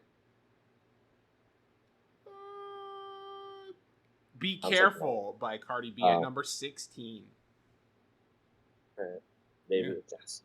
I bet you in the summer, though. It'll probably be up there. You're probably right. I do this to myself every time. But that is popular culture. But what about wrestling? What about pro wrestling during April of 2018? Yes. Do you have time for AAW, FCP, and Revolver? I do, but Adam... I guess. Do you have time for Progress Wrestling? Oh my god, you know what's crazy? I almost did this one. I fucking bet you did, and I was hoping you better not. I went, let me see what else there is. Progress presented Chapter 67 Bourbon is also a biscuit. I definitely watched this. I probably did as well. I probably just don't remember. Held on April 7th, 2018, same day as TakeOver. On the show, we had Chris Brooks beating Ray Horace in 14 minutes, 42 seconds. Toni Storm defended the Progress Women's Championship against Mercedes Martinez in 8 minutes, 38 seconds. Mixed tag team matches, Austin Theory, and Ginny beat Kaylee Ray and Will Ospreay at 11 minutes, 49 seconds. Oh, God. In a 6-man tag, look at these days. Jimmy Havoc, Mark Haskins, and Morgan Webster beat David Starr, Keith Lee, and Matt Riddle in 17 minutes straight. In a Progress World Championship #1 contenders match, Walter beat Zack Sabre Jr. in 12 minutes, 54 seconds. That has an 8.71 rating on Cage Match as of this time. The Grizzled Young Veterans defended their tag team titles against Ethan... Why don't you ever say it right? What? Grizzled Young Veterans. Come on now. Whore. Beat Ethan Page and Ricky Shane Page, yeah. Page brothers in 9 minutes and 48 seconds. And then in the main event, Travis Banks beat Jeff Cobb in 9 minutes 26 to retain the Progress World Championship. Seems like like that sometimes. Seems like a very standard Progress show for an American crowd. Well, I mean, it's WrestleMania weekend, and I think this might have been either their first or second year. I'm pretty sure it's their doing, second. Yeah. Yeah. But that same weekend, AAW, Fight Club Pro, which I was also subscribed to, and Revolver presented Pancakes and Pile Drivers 2, the Indie Summit. Mm-hmm. Jeff Cobb defeated Shane Strickland. Wasn't Swerve yet. In 7 minutes and 57 seconds. Joey Ryan and Session Moth Martina defeated Colt Cabana and Marty DeRosa, who is a comedian. That sounds awful. In 8 minutes and 15 seconds. Sounds bad. Juice Robinson defeated Eddie Kingston in 8 minutes and 40 seconds. That sounds interesting. For the Fight Club Pro World title, Meiko Satomura defended in a three-way over Kimberly and Jessica Havoc in 6 minutes and 6 seconds. Poor Meiko. AAW Heavyweight Championship, ACH defends against Trevor Lee in 3 minutes and 9 seconds. What? Yeah. 6-man tornado tag team match. Ohio is for Killers. Sammy and the Chris brothers defeat AR Fox, Brian Cage, and Joey Janela with Penelope Ford in 9 minutes and 8 seconds. That sounds like insanity. Pro Wrestling Revolver Scramble Championship Open Invitational. Matthew Palmer defends against AC Romero, Caleb Conley, Clint Margera, Connor Braxton, Kurt Stallion, Jake Manning, Jason Cade, MJF, Myron Reed, Omari, and Trey Miguel in 8 minutes and 16 seconds. Those sure are names on a match card. Fucked Fuckers tag team match. The Lucha Brothers defeat Teddy Hart and Jack Evans in 11 minutes and 35 seconds. Okay. That sounds pretty dope. And then main event, Pro Wrestling Revolver and AAW Tag Team titles, three-way ladder match, winner take all. The besties in the world of Davey Vega and Matt Fitchett retain their AAW championships and the Pro Wrestling Revolver Tag Team championships over Aussie Open and Desmond and Zach Wentz. Okay. Alright. I fuck with that. That is a WrestleMania weekend indie show. Alright, Josh. Get everybody on the show. Unless you have something that we don't know about between WrestleMania. Progress, that entire Super Show that Adam just mentioned. Yeah, and Super Show. NXT Takeover New Orleans. Which one are you going with? NXT. Okay. I am also going with NXT on this one, unfortunately.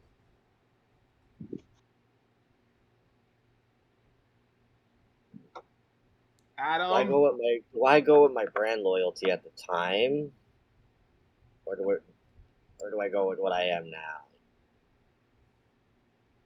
Because at the time, I'm probably picking Progress. Nah, I'll probably pick NXT still. Okay.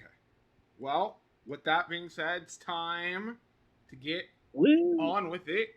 NXT Takeover New Orleans, and we got a band playing the theme song while the video package is playing.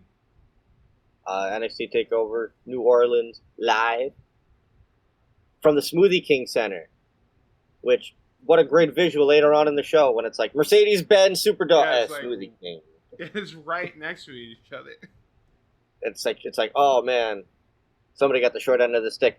13,955 people in attendance. Your commentators for the evening: Mauro Ranallo, Nigel McGuinness, and Percy Watson, who wasn't as offensive as he was the last show where he did absolutely nothing. He at least sounded like he was there this time. Mauro pissed off Zahaya, and Nigel is great as always. Also, show is sponsored by Rocket League.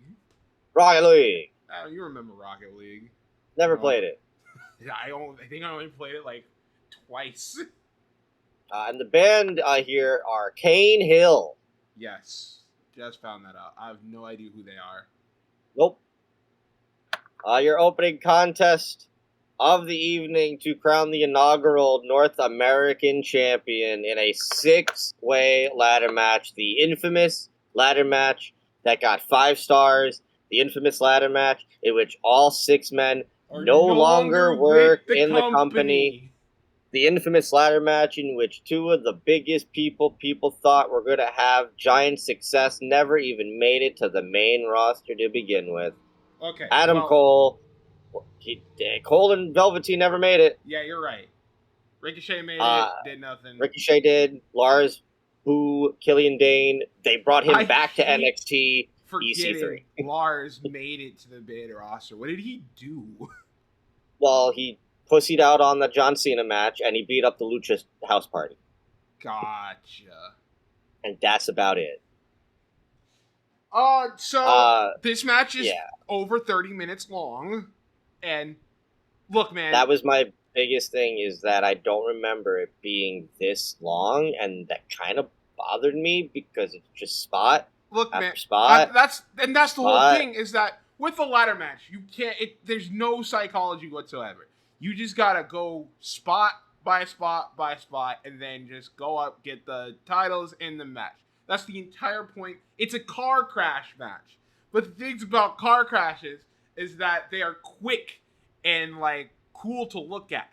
You know, we have 6 people, and everybody's got to get a shit in. You can't just keep on doing a whole on pile. You after like I would say the 20th car pile up, you get kind of like, okay, I get it. Like, I understand. Like, you guys could go somewhere else, move away from the car crash. But I don't want us to be this is like I don't like the match. I think the match itself is great. I think these guys. No, go ahead, Stephen. I think these guys do a good job. Like, the spots are really well done. Like, Killian Dane does a Fire Thunder driver through a ladder. I forgot happens in this match. Cole looks really good. Velveteen Dream does fucking Purple Rainmaker off the top of the ladder. We get the Cole super kick on Ricochet that everybody loves. Like, even fucking EC3 gets to do like a Death Valley driver off the top of a ladder at one point. So everybody gets something to do. But, man, it's like after minute 20, it's like, how much more do we have left? And then you realize you got 13 more minutes. So, this past summer, Slam, they did that giant 6-pack ladder match with all the tag teams, which had double the amount of people that this match had. That match over-delivered and ended up being one of the best matches of the weekend because they figured it out. That match went 16 minutes. That match does what this match does way better in a shorter amount of time. It's the perfect length. And with more people. That's the perfect length for a match like this. You don't need But then you bring up the other part of, well, there's only 5 matches on the card anyway. Well, and then that will be a bigger problem once we get to the end of the show, or once we do our overview of NXT. Watching this here, and then now just seeing how the pay-per-views are done now, it's the same thing. It's just the product, the main roster, sucked so bad that we were okay with it being this long because it was only 5 matches. You knew you were going to get the 5 best matches of the week. And now Triple H has taken this model to the modern product, and it's not going over as well because, one, the roster size is double, and the matches are all kind of the same. Yeah. And so, I mean, watching all these NXTs, it gives you a real good, like, mindset now of what Triple H's, like, whole ideal on how to book a show is. It's like... And it's everybody gets giant amount of time. It's like he allowed everyone to pitch a spot of their own, like 2 or 3 spots of their own, and then they just never, like, really cut down on the main spots they wanted to go through and just let everybody have their own spots, plural, in this match. And so it went on longer. And, like, again, there was, like, only, like, one big botch was, like, when Ricochet grabbed Lars Sullivan and jumped on the ladder and the fucking ladder went tumbling, like, because of course.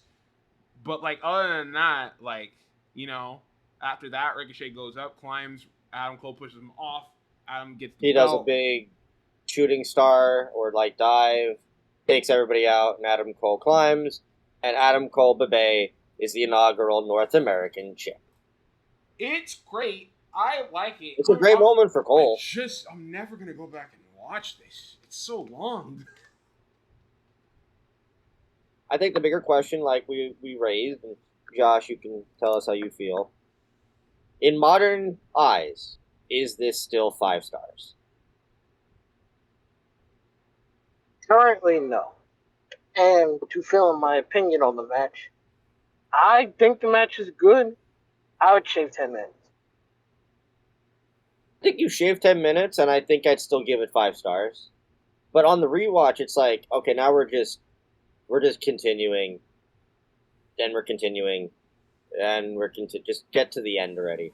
Also, people did not seem interested whenever Lars did anything. People reacted to like Ricochet, Velveteen, EC3 at points. Definitely Adam Cole. Killian got a more bigger reaction. But because Killian is better Lars. Yeah. Because anytime Lars did something, they were not interested. Because who fucking gave a shit about Lars except for Zahaya? But we don't gotta talk about that. We are definitely not talking about why. Yeah, I enjoy it. It's just with like modern eyes, it's a lot. And this will not be the last time we see Adam Cole on this show. After that, we get an advertisement: Rock and Brock at WrestleMania. No, Roman and Brock. Roman and Brock at WrestleMania yet again for the title. And this would become a running thing for us. Was remembering the show itself. Obviously, this match, one of the worst. Awful. But I remember liking the rest of the show. It's so weird because there are a lot of good to great matches on that show. That get ruined by finishes. Some stinky ass moments on this show. There's some pretty good.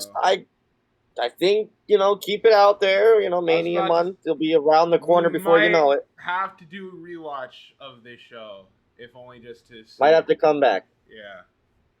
But after this, it is the women. We see Andrade backstage getting ready with Zelina Vega, and then we move into our women's title match. It's Ember Moon against that bully Shayna Baszler. So we had just watched their last match where fucking Ember was in the Kirifuda clutch for like 3 minutes.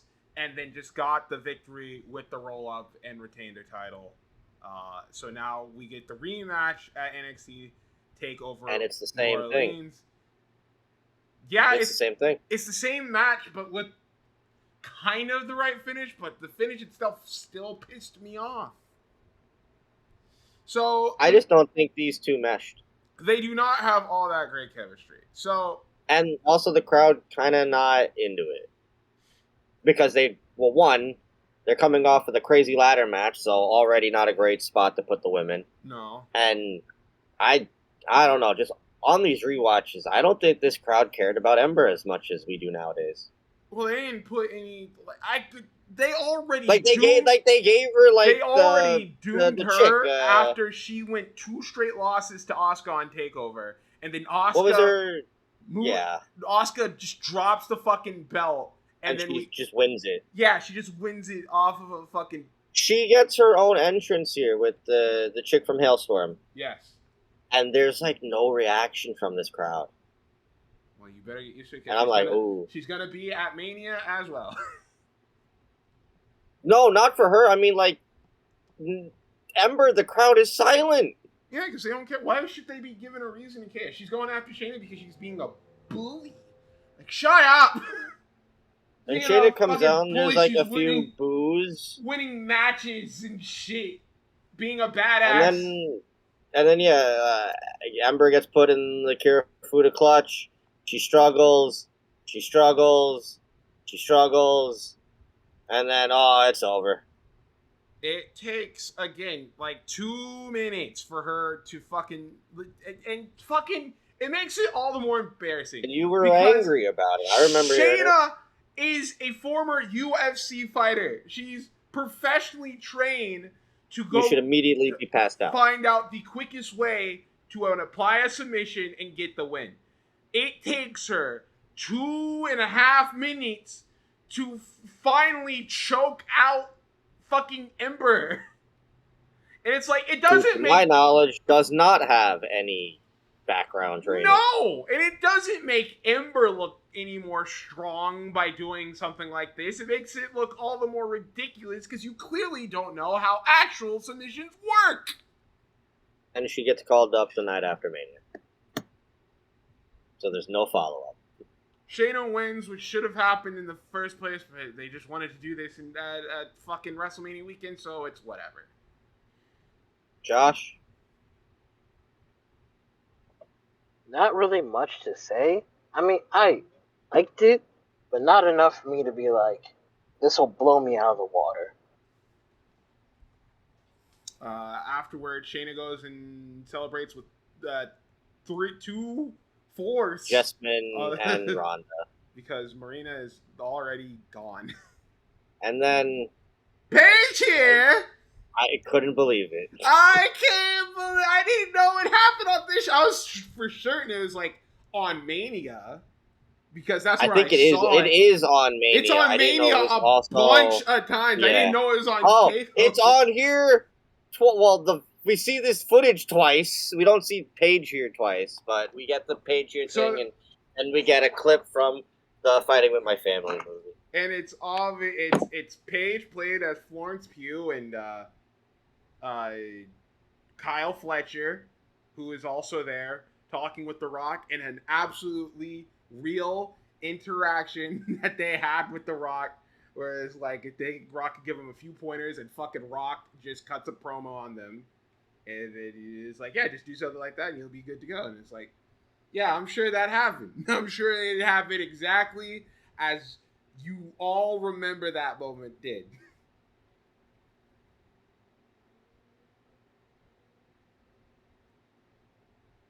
Any thoughts on fucking Fighting With Your Family, Adam? I assume you've watched it. No, Adam's not here at the moment, so I guess I'll have to continue this on forward without him.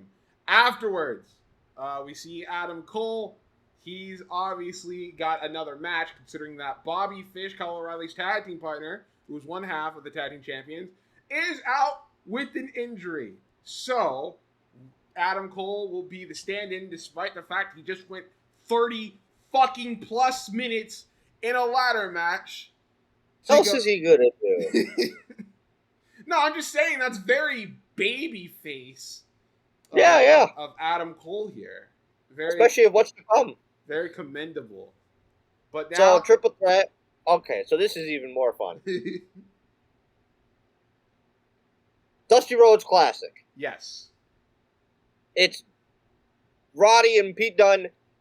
They're gonna fight AOP, and the winners are gonna get a tag title shot.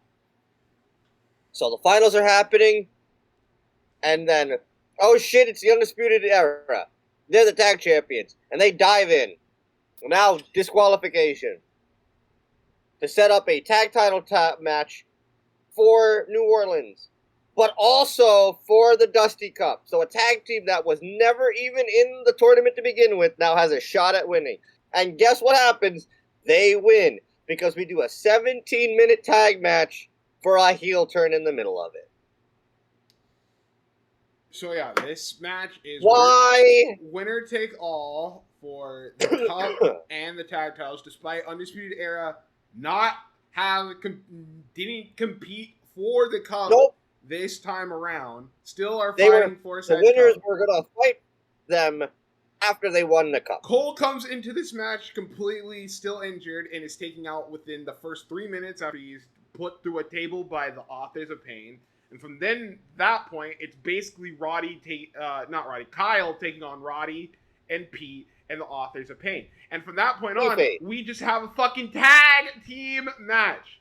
And look, it's not a bad tag team match. The crowd is still not all there for it. I don't think they very much cared for this whole thing to begin with. But like, they go out there. Everybody knows what we're doing. They go out there, they fucking had their match, and it's like, it's just a standard tag team match. Fucking everybody's going after each other. Everybody's fighting. We get back to fucking. There's a point where fucking Roderick and Pete hit an assisted bitter end and almost get the 3 count. It looked like shit. Fucking. It goes back to Pete and Kyle. Kyle and Roddy wrestle each other. That's important to remember. They do. They go at it for the good majority of up until the end of the match. Actually, they are well content with fighting each other. Then it gets down to Pete and Kyle, where Pete hits the bitter end on Kyle, goes for the pin. 1, 2. It gets broken up by Roderick.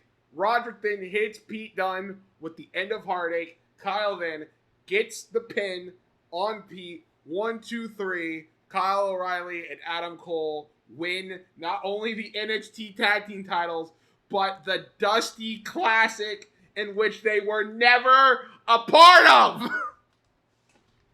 To the help of Roddy, who wrestled this match as if he wanted to win.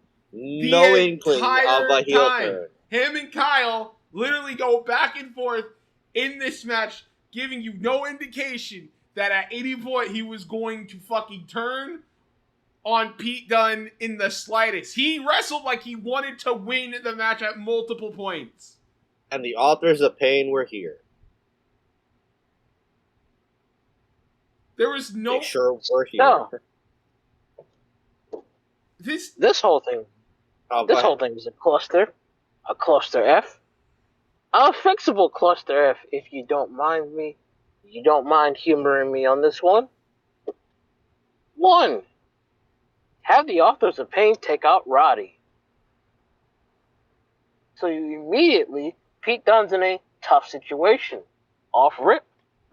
Or he just has to find someone to replace Roddy, which makes Roddy go, huh, okay, fine. I was going to turn on you anyway, but I'm cool with this. That way he at least has somewhat of an excuse to join the Undisputed Era. At least you tie in that whole rope. Nope. 2, why was even the Dusty Cup involved in this whole thing? Just make it for the tag titles. Or you could have the Authors of Pain and Roddy and Pete fight in some kind of NXT show. The winner faces the Undisputed Era. Because it kind of makes the Undisputed Era look stupid to have 2 teams fighting them, and then somehow their stupidity still works. That's crazy. This is... I don't get it. This match is the sole reason why I have so many issues with Triple H's booking, because he has no hindsight whatsoever. He just goes like, hey, go put on a performance, and even though like everything else in the middle might not make sense, people usually forget if the match is good. Well, guess what? The match ain't all that great, and the finish is still stupid, and the situation is very much dumber. Because it's for a tournament win that one team wasn't even a part of, which they win anyway. Yep. The whole point of it is to have a man turn who is actively trying to win the match throughout it, despite knowing he's going to turn on his tag team partner either way. And 2, Adam Cole being presented as a babyface because he just went through fucking hell in a ladder match but was still going to help out his tag team partner. This is a very stupid booked tag team match. But people let it go because it does have Roderick joining the Undisputed Era. Which, I get it. He should have just joined to begin with. Him being so fucking... like, having this moral standing against his friends for whatever reason didn't make much sense to begin with. But whatever. I don't know. What am I supposed to say? This is not... It's so dumb. It's a mess. It's a mess. After this, we get a video package for the mixed tag match tomorrow with Ronda and Kurt against McMahon and Trips. Then we get that awesome shot of the Mercedes-Benz Superdome next to the Smoothie King Center. They're right next to you. It's like you can walk right across the street. It's crazy. And then we get our we get in the crowd. We get what's her name? Nina Strauss. Nina Strauss is Alice Cooper's guitarist because we couldn't get. Where's Alice Cooper? Alice Cooper himself. And then it is time for our NXT Championship match. It is Andrade defends against Aleister Black. This match was my favorite match of the night. Yeah, I was shocked because I'm of the same opinion. I just for sure thought, like, even though I didn't like Gargano and Ciampa's match as much as everybody else going forward after this, I at least very much like the one we're about to talk about. First one, yeah. I was not expecting to like this match as much as I did on the rewatch. This is excellent professional wrestling by these. I think this deserves 5 stars and not the ladder match. This is how you use a heel manager who likes to get physical.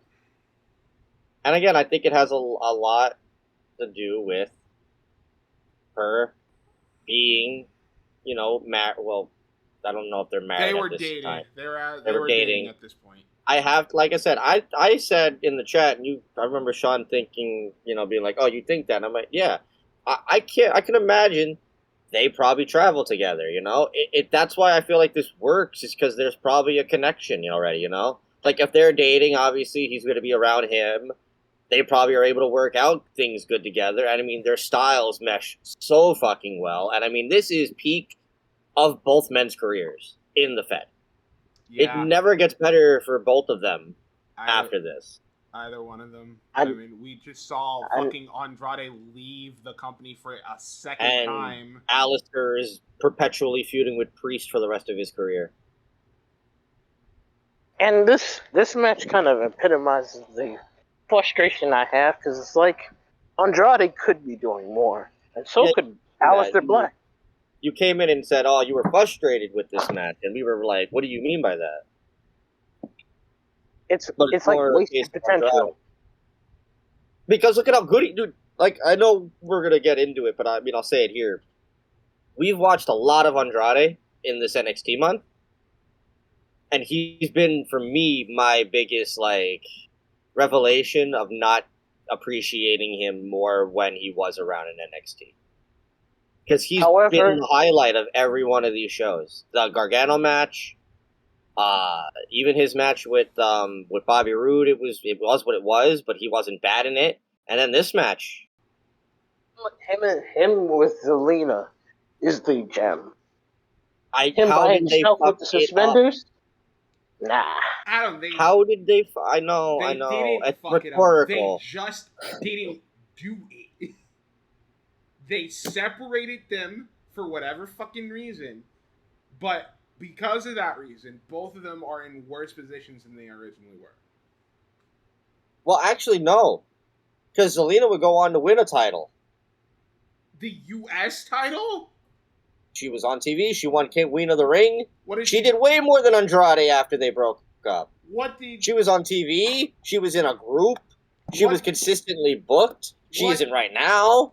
I was about to say, what did she do as U.S. champion? Not much of all, but it's still better than Andrade.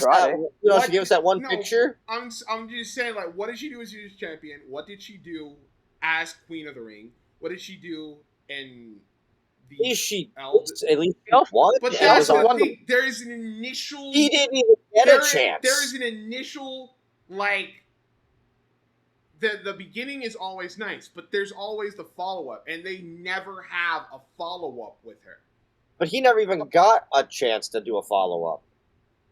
He won. And unfortunately, that is kind of the standard. And I think the biggest thing he had was that Rey Mysterio feud, and the one time of the year where he takes a crazy bump in a Money in the Bank ladder match. It's about all you can think of for his main roster. And then his peak in his run with the Fed was with Carmella. Which that ended up meaning nothing for both men. Even though that double BFT is also a very crazy spot. It's great. It meant nothing for both. I'm just saying all those spots for both, I don't think reaches where they were at this point. Not for Zelina. Absolutely not. No, you're right. You're right, but I mean, Zelina's gained more than he did, which is not saying a lot, but it's also still true. But like it's so easy what went wrong, man. There's an incredible black mass in this that made everyone go fucking. So yeah, shit Zelina gives Andrade the belt. Looks like Andrade's going to use it. Referee takes it away. Zelina gets in the ring while the referee's distracted. Fucking Spikes Alistair with like a deadly ass Hurricane Rana. Deadly Hurricane Rana. Only gets a 2 count afterwards. Andrade tried to pick him up, hits him with the black mass though and then gets the ropes. Afterwards, fucking gets caught up in the ropes after he tries to go for that triangle moonsault. Andrade does the double foot stomp to the outside, hits the fucking Meteora, only gets a 2 count. Tries to hit I know he does it on the turnbuckle. Yeah. While Alistair's sitting on the apron. Alistair tries to hit for the black mass, but fucking Andrade hits him with the drop kick to the back of the head, which was fucking sick. On the apron, hits that vicious Meteora to the outside, and then hits that draping, or at least tries the one that he would get with Gargano. But he gets put over the top. Alistair tried to go for a fucking dive. Andrade gets back in, hits him with the DDT, only gets a 2. Afterwards, Zelina tries to get involved again, misses with the crossbody, gets into Andrade's arms. Andrade turns around, black mass, drops Zelina, drops dead, and Alistair gets the win. It's a great finish. It's a fucking... I don't hear enough people talk about it. I think this is an underrated NXT match. Yeah, no. It absolutely is. It made ingenious use of a valet who got physically involved and then bit her in the butt to get involved as much as she did because she cost Andrade the match. Like, obviously, you think of both men in their NXT. It's like the first matches people go to will be like the Adam Cole match with Black and then Gargano with Andrade. This needs to be talked more about for both of them. This is fantastic. Why didn't they do more together? I need more. See, where was that like one little like glimp of hope when AEW, but that didn't go anywhere.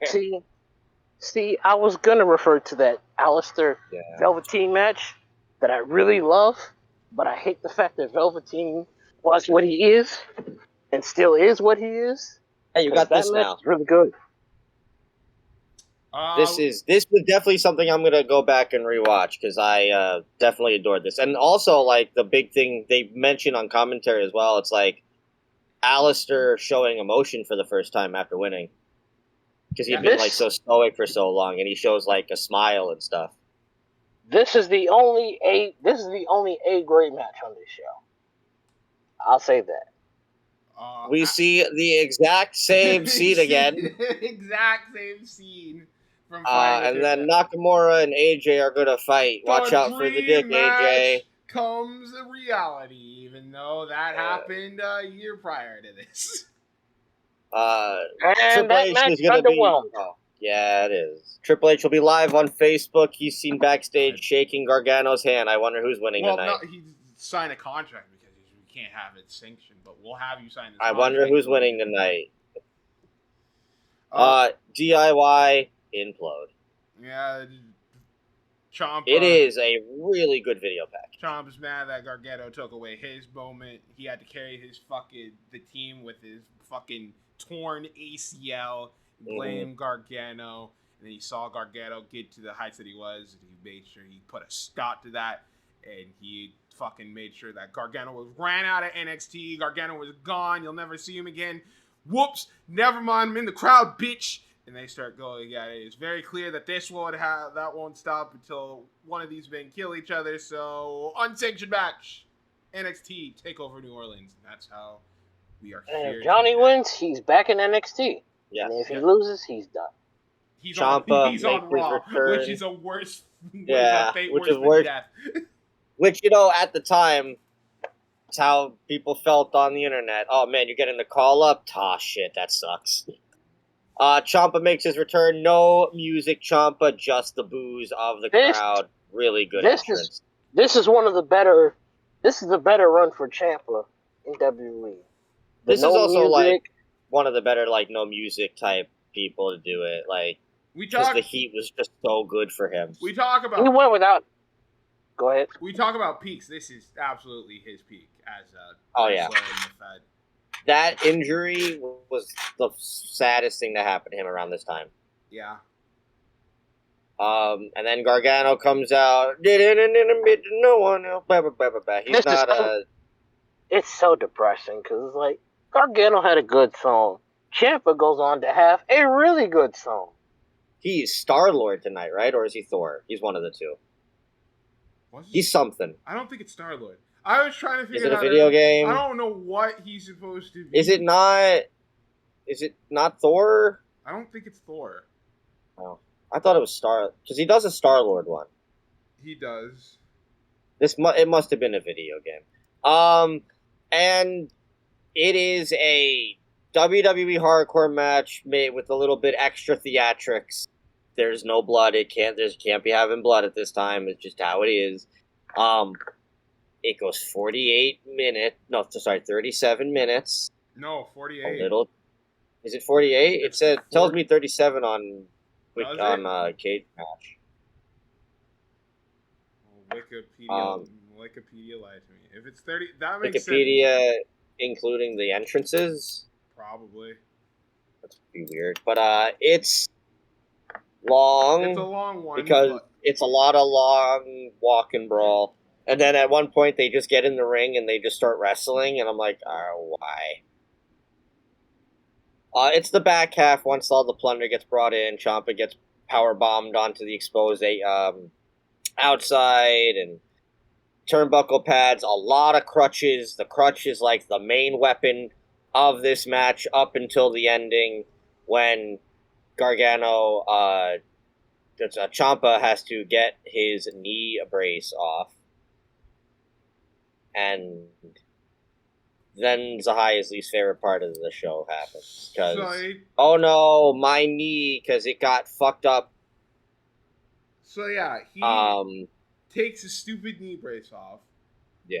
And then afterwards, he takes the knee brace off, and he's like, I'm gonna hit him with my injury. I'm gonna hit him with my knee. Because I'm stupid. But he decides to leave the knee brace right next to Gargano. So Gargano grabs the knee brace. Ciampa runs for the knee. Gargano strikes him with the knee brace. Oh shit, my knee hurts. And Gargano gets the crutch because he's gonna fucking kill this man because he breaks it. He's gonna stab him with it. And then he's like, oh no. Stops!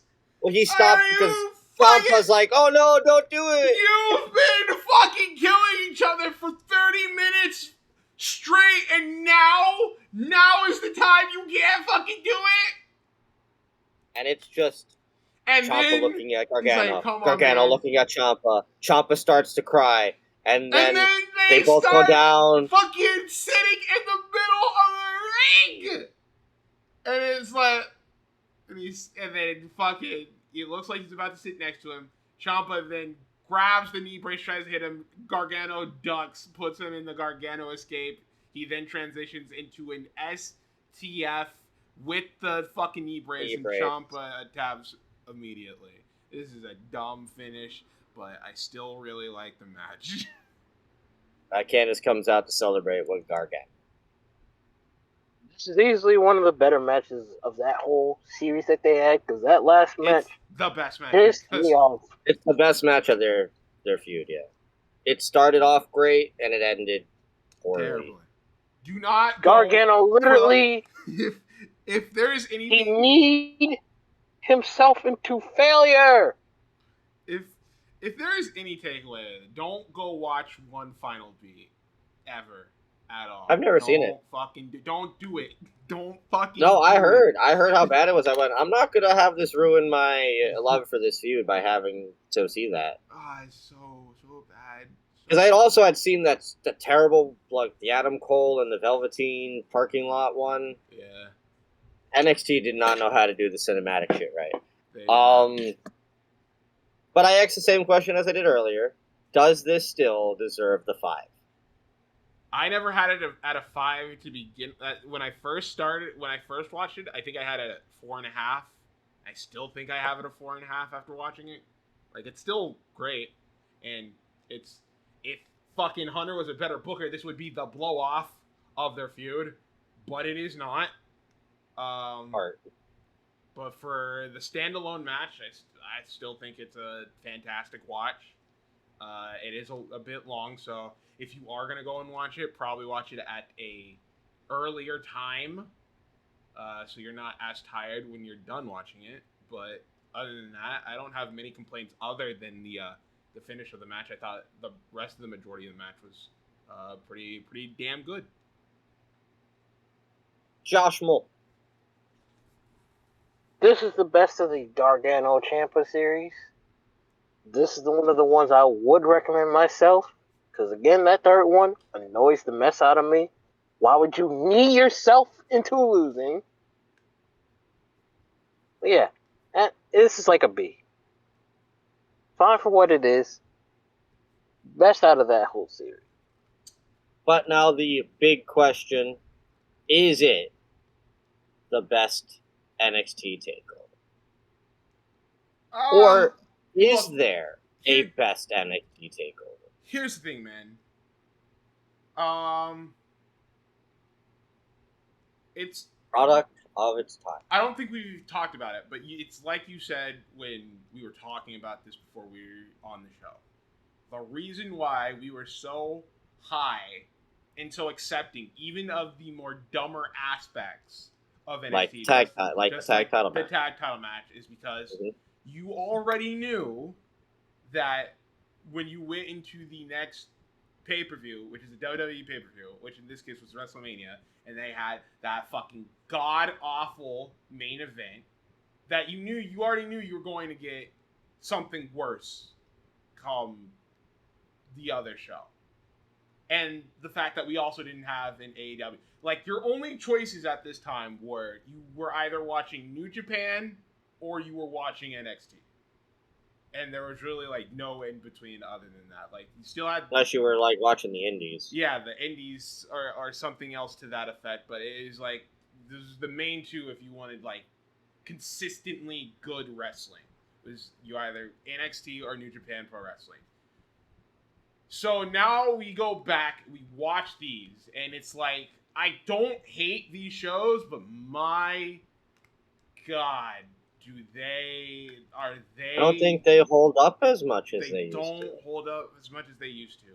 There's like a match or two on each show that do, but the show itself doesn't have the same spark as when you initially watched it. And, like, here's what I'll say. Like, say what you want about the long-ass AEW pay-per-views and how they need, like, obviously that's something that they could work on, but they fill up those shows. Like, it's going to feel like a pay-per-view. You cannot do a 3-hour show with 5 or 4 matches on the card. That's unacceptable. The only reason why you got away with it with the beginning is because those shows initially only went like 2 hours. They were just like TV specials. So, yeah, while you didn't get like... Well, I would rather take like that tag team match over like, say, a Baron Corbin versus Bull Dempsey, like any day of the week. Those earlier shows are just so much easier to watch because they're shorter, they get the job done quicker, and the matches don't overstay their welcome. And you get as big, if not bigger, moments because of it. I feel more rewarded watching, the earlier NXT Takeover shows than I do the later ones. But I didn't hate any of these shows. That was also my biggest takeaway. Despite all of these issues, I didn't hate these shows. Like, these weren't like WCW, WWA, like, bad shows. These are still very 2010 TNA. I can still get fun. I can still get some enjoyment out of like a good chunk of these shows. I can't ever find myself going back to watching the whole thing because they're so long. Well, I hated War Games. Yeah. No, that one I hated. I hated War Games. But, Brooklyn 2, I was there. I didn't remember jack shit about it. I still don't really remember much about it. But it's fine. And then we also did the Gargano and Philadelphia. Yes. That was really good. I enjoyed that. And I still enjoyed this show for as long as it is. I grew new appreciation for the Andrade and Aleister Black match that I did not have before. And like I said, Andrade, my favorite thing about this entire month. My biggest discovery was, wow, they really never understood Athena.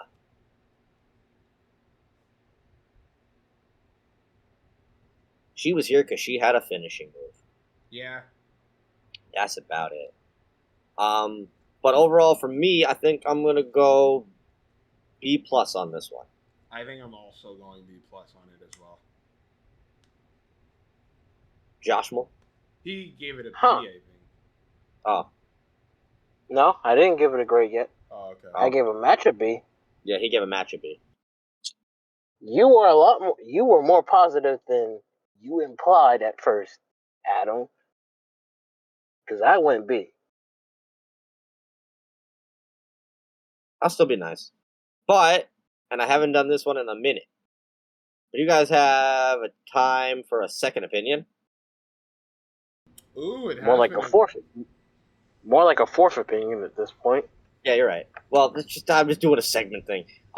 Dragon Fighter from 2018, the year of the show. Mm-hmm. Same day as the show? 2 days after the show. Okay. So, fresh opinion. This was an incredibly overrated and overhyped takeover show. Damn. He gave this 5 out of 10, by the way. Damn. The latter match was my pick of the night for match of the night. Great spots, hot crowd. Only small issue was that it was a bit too long. Fair enough. True.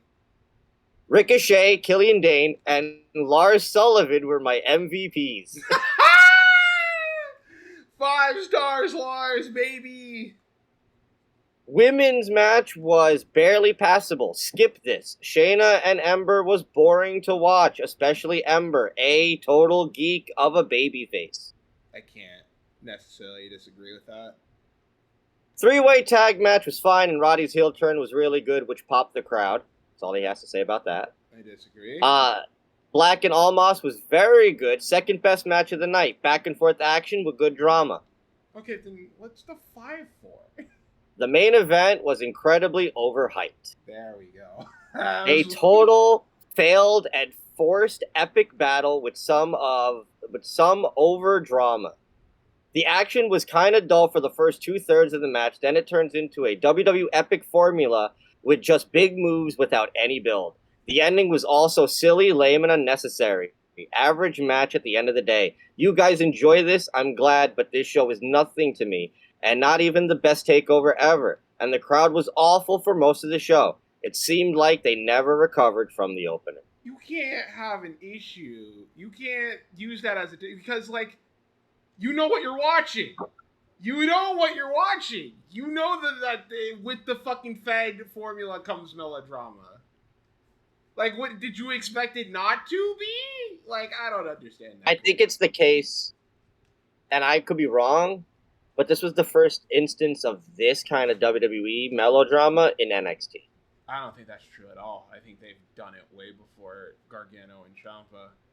Probably not as long of a match. But, like, this is the quintessential Triple H, like, Shawn Michaels style match that people really didn't like anymore. We talked about it. You're right. And they do fuck it up, but I don't think they fucked it up here. Yeah. It's like Triple H and Shawn Michaels at SummerSlam. Like, you already know that they fucked up the series. But the first match is still fucking phenomenal. And I don't think that really takes away from Gargano and Ciampa's first match either.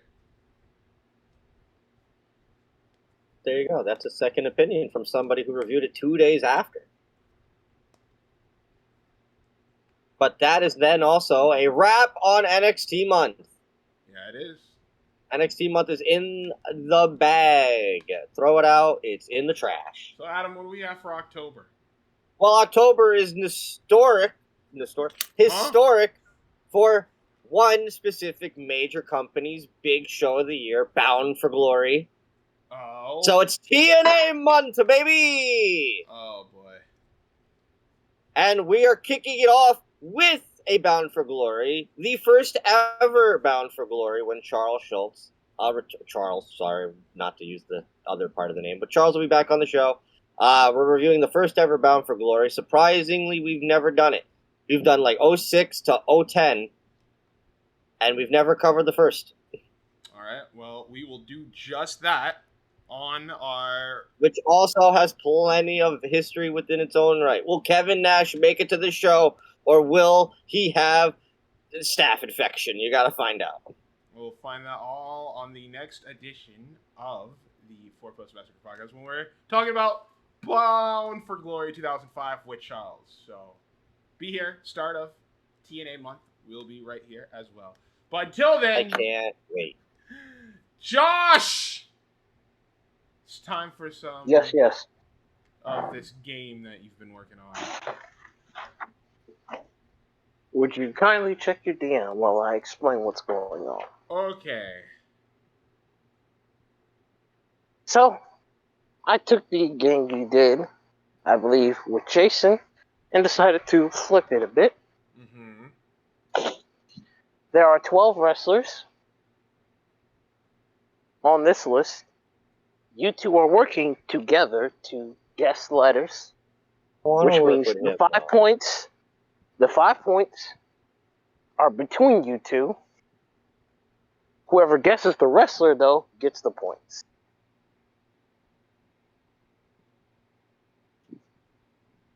All right, hold on a second. All right, got it. But okay, I should have probably told you, but this game also sometimes like fucking randomizes the pick, so I don't think it's in order. I will definitely be able to figure it out, depending on how quick we move through things. But I do have the list in front of me, so I won't be too blind. Okay, so it is up to us to figure out the word together. But what was it? The ones that we get. If you guess it correctly, you get the points. Okay. And if you guess the wrestler at 3, Zahia gets the 3. If Adam guesses it at 3, Adam gets the 3.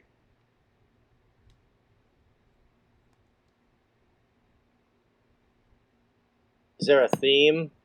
Yeah, wrestling. Yes, there is a theme. Well, no, is there like a theme to the wrestlers, or is it just wrestling? Yes, there is a theme. The theme is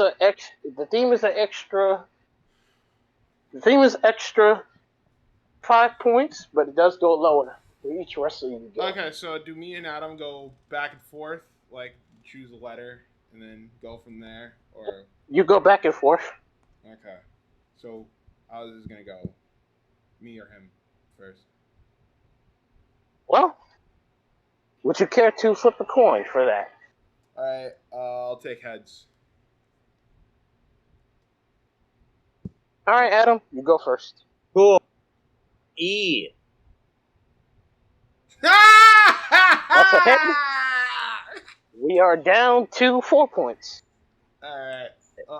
Let me be smarter in this. Let me go with A. Fucking start. 3 A's, motherfucker. Awesome. So let's go with M.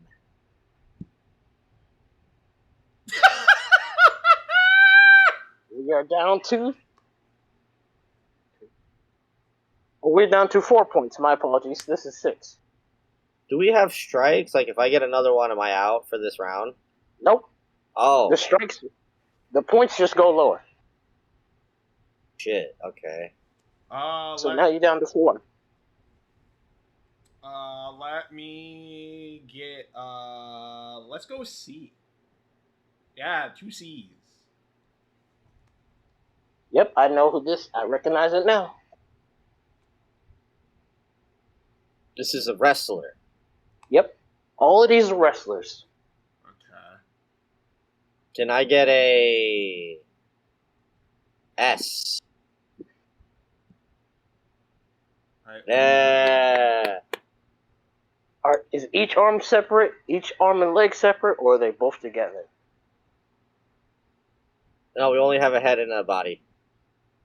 No, I mean no, the legs. Yeah, it's two legs, 2 arms. So right now we're at 4 points. Okay. Well, Adam's at 4 points. No, aren't you also you're at both 4 at points? 4. Oh, yeah, you're both at 4. Don't mess this up for me, dipshit. That's the point of the game. He's making it so that we have to work together, but we also are trying to beat each other. Okay, so I think I'm gonna go with another vowel. I'm gonna go with O. All right, 2 O's. 2 O's. Can I guess at any time? You can guess at any time. The Claudio Castagnoli. You would be correct. That is 4 points for Adam. You're a piece of shit. First, I thought it was like a trick, and I thought, was it Captain Charisma? But then I was like, oh no, wait. Where's the N? There you are. And then I thought you were going to be even more of an asshole and do fucking Carmelo's indie name when he was Christian Casanova. Okay, you said there are 12 of these, right? Yes. Okay, so that's the first one. So Adam has 4. Look at me. Zahai has 0. Look at me. Look at me. I'm that guy. All right. All right, A. Immediate head. That's crazy. That immediate head, something Adam will never get. Oh man. Let me get an O. 1 O. All the way at the end. Nice, awesome. Great. Let's we want an E. Yeah, let's go. E. 2 E's. Yeah. Ooh, okay. Hold on. E. Name starts with E. Let me be a little daring. Let me go with a V. A V? Damn it! That is You 4. went with a V? And I recognize the name already. So Crazy, fucking crazy pull right there to go for a V. Let's go with an M. Yeah. Ah, you motherfucker! that is 3 points. Ha, alright, let's stick with more vowels. Let's go with an I this time. Alright, 2 I's.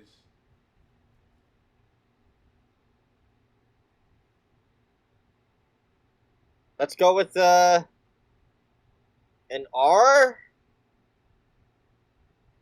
Fucking motherfucker! That is 2 points. Oh shit. Who the hell? What am I looking at? Let's go with an S. One S. Fuck me. Let's go with a T. Yeah. Yeah. Okay, Awesome. Fuck, man. Awesome. Shit. Let's go with an N. N sounds pretty good. Oh, son of a... Let's Eddie Kingston. To be fair, Zai, you could have guessed immediately. Fucking son of a... I could have? Yes. Nothing was stopping you. Yeah, I don't know why you waited so long. I just took my chance there. You were getting all angry. I just thought that... Okay, No, you guess it immediately if you know it. Alright, fine. I didn't know that was a rule. Adam, it has 6. Yeah. Let's go. Alright. So, you have Claudio. Who won the Jason one? Was it Jason won? Yeah. Well, Jason will be back in October, so number 1 contendership on the line here. All right, let's go A. Come on, A. Finally. All right. I'm gonna go with an O. 1 O. All right. Woo. All right. S. Let's go with an S. Yeah. Fucking. Yeah. Ooh, we're doing great. It went so well last time. Let's go with D. There's one D.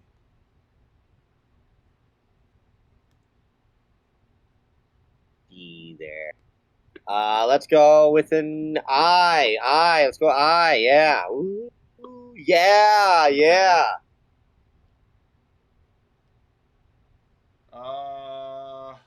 Can I guess? I mean, nothing's stopping you. Ilya Dragunov. I fucking hate you. That is 5 more points for Adam. He is looking good right now. Woo! We understand how to play the game. It's all about the game. Let's go into M.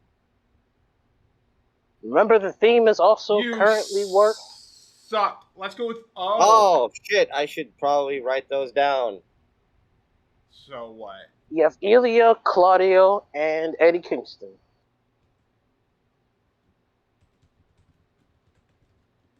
Theme is still worth 5 points. Gotta guess your letter there, Zahai. Let's go with O. 2 O's.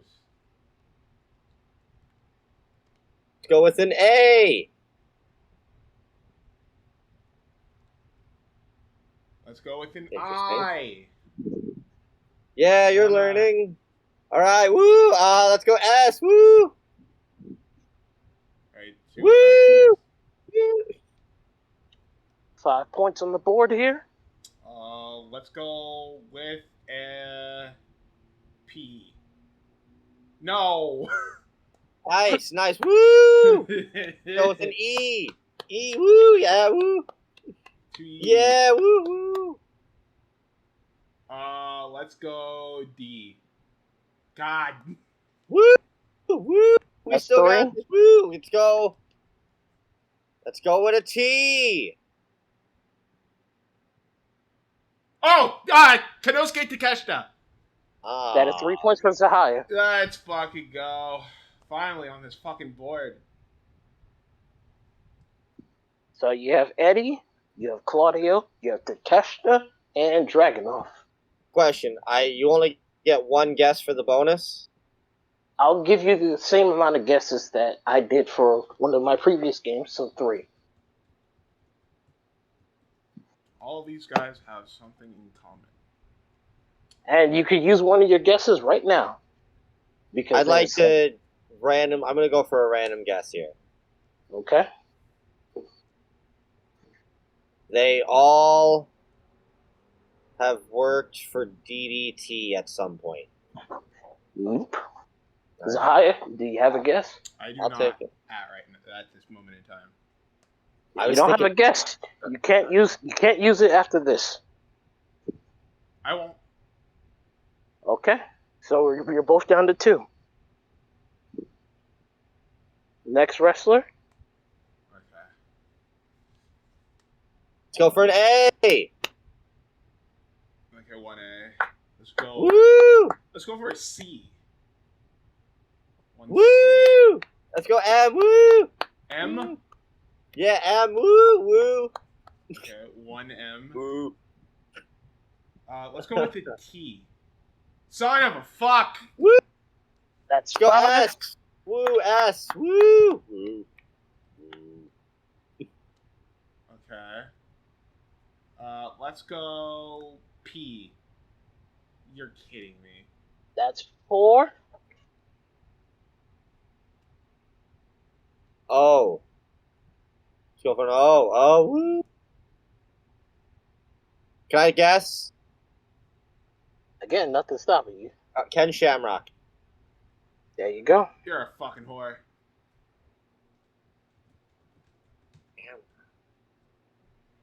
That is 4 more points for Adam. It is 15-3.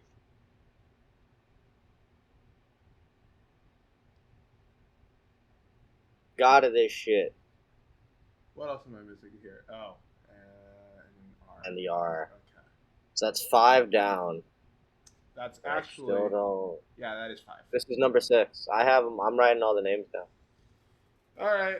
Let's go for a T. T. Woo! Whore. Yeah. Woo! Let's go Yeah! Woo! Let's go with an A. That's 5. Fuck! Woo! That's 4. Yeah! Woo! Woo! Let's go L! 1L. Yeah! Shit. I don't know. Let's go with an S. You're kidding That's me. 3. Yeah! Let's go M! Yeah! Woo! 1M. Let's go E.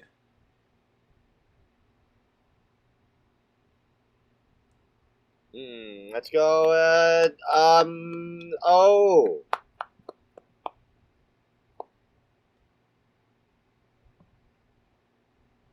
Who the fuck? Let's go with an R. R, you're alright. Go Down with to 2 the. points. Go with an. No, N. John Moxley. There you go. 5 points for Zai.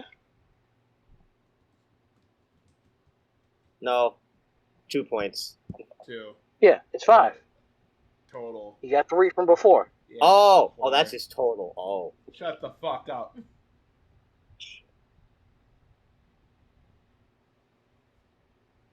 The Nosuke. The All right, let's go for an Claudio, A. Eddie Kingston, John Moxley. A. A. 1A. 1A. 1A. Let me get A1. Absolutely not. Let me get an O. 1O. Fantastic. M. Fucking. Woo! Alright. Let me go with an S. Woo! This is. Woo! Let's go with an E. Woo! Woo! Let's go. Let's try a C. I'm guessing myself. Son of a bitch. An What? L. Huh? L.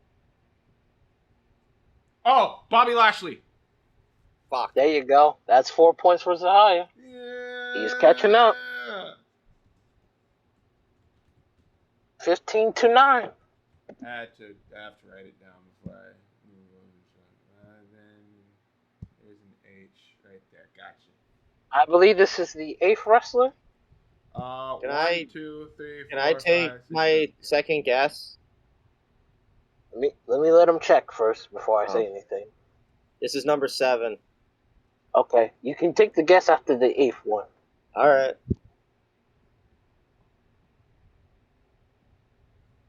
Ooh. Let's go for an I. All right. 2 I's. Let's go with an O. 1 O. Wonderful.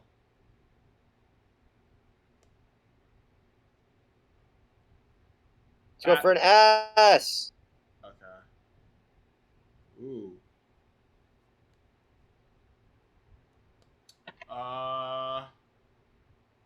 Let's try for an H. Huh.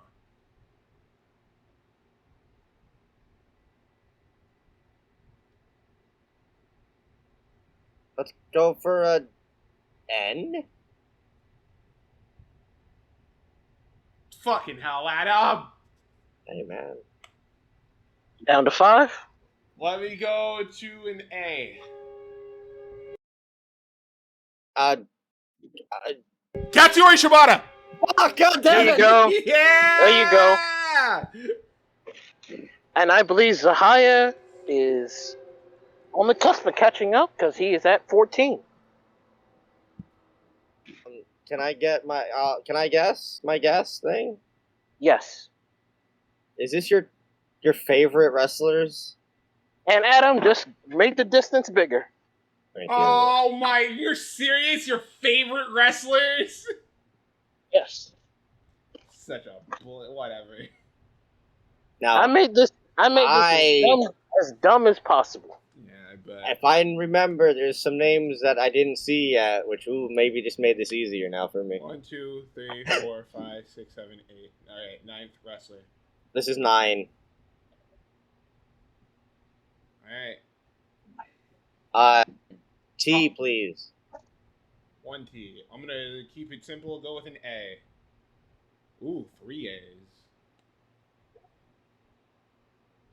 An M. Okay. Mitsuharu Misawa. You're a There bitch! Adam is at 26.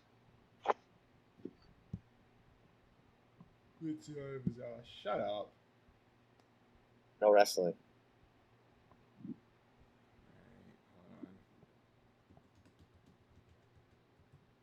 Woo!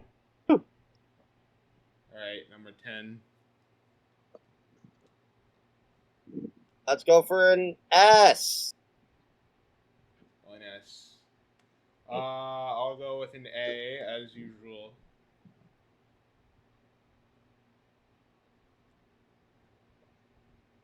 I don't want to be mean again.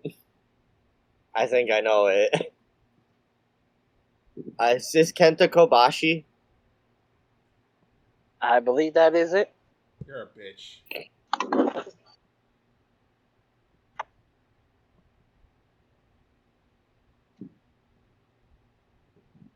Wait, what did I... Okay.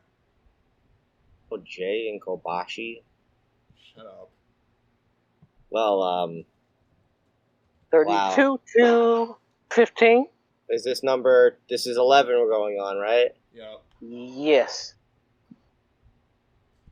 Annoying, but whatever. Let's go for an E. Okay. Let's go with an A. 2 A's. I M. know what. Huh? I now know which wrestlers last. M. No M. Alright. Whore. Man. O. 2 O's. Oh, fuck. Yeah, S. Alright. Kinda. Let's go with C. Hold on. What? Go K real quick. Oh, wait, this is Konosuke Takeshita again, isn't it? I'm pretty sure that might be Takeshita again. Yeah. Yep. Okay, so that was supposed to have Kawada in there, but it did not. Okay. Well, Adam wins, because, yeah. It does get like that sometimes. What? Yeah, you won. There's 2 people in there. I'm shocked that weren't there. What 2 people? Ishii. Ishii was also supposed to be in this puzzle, yes. And, Dan Severn. He's essentially he's kind of the same spot as Shamrock, but I prefer Shamrock. I was waiting. That's why I kept saying I was like, oh, where's Tomohiro? This is some bullshit. I won! I'm number 1 contender!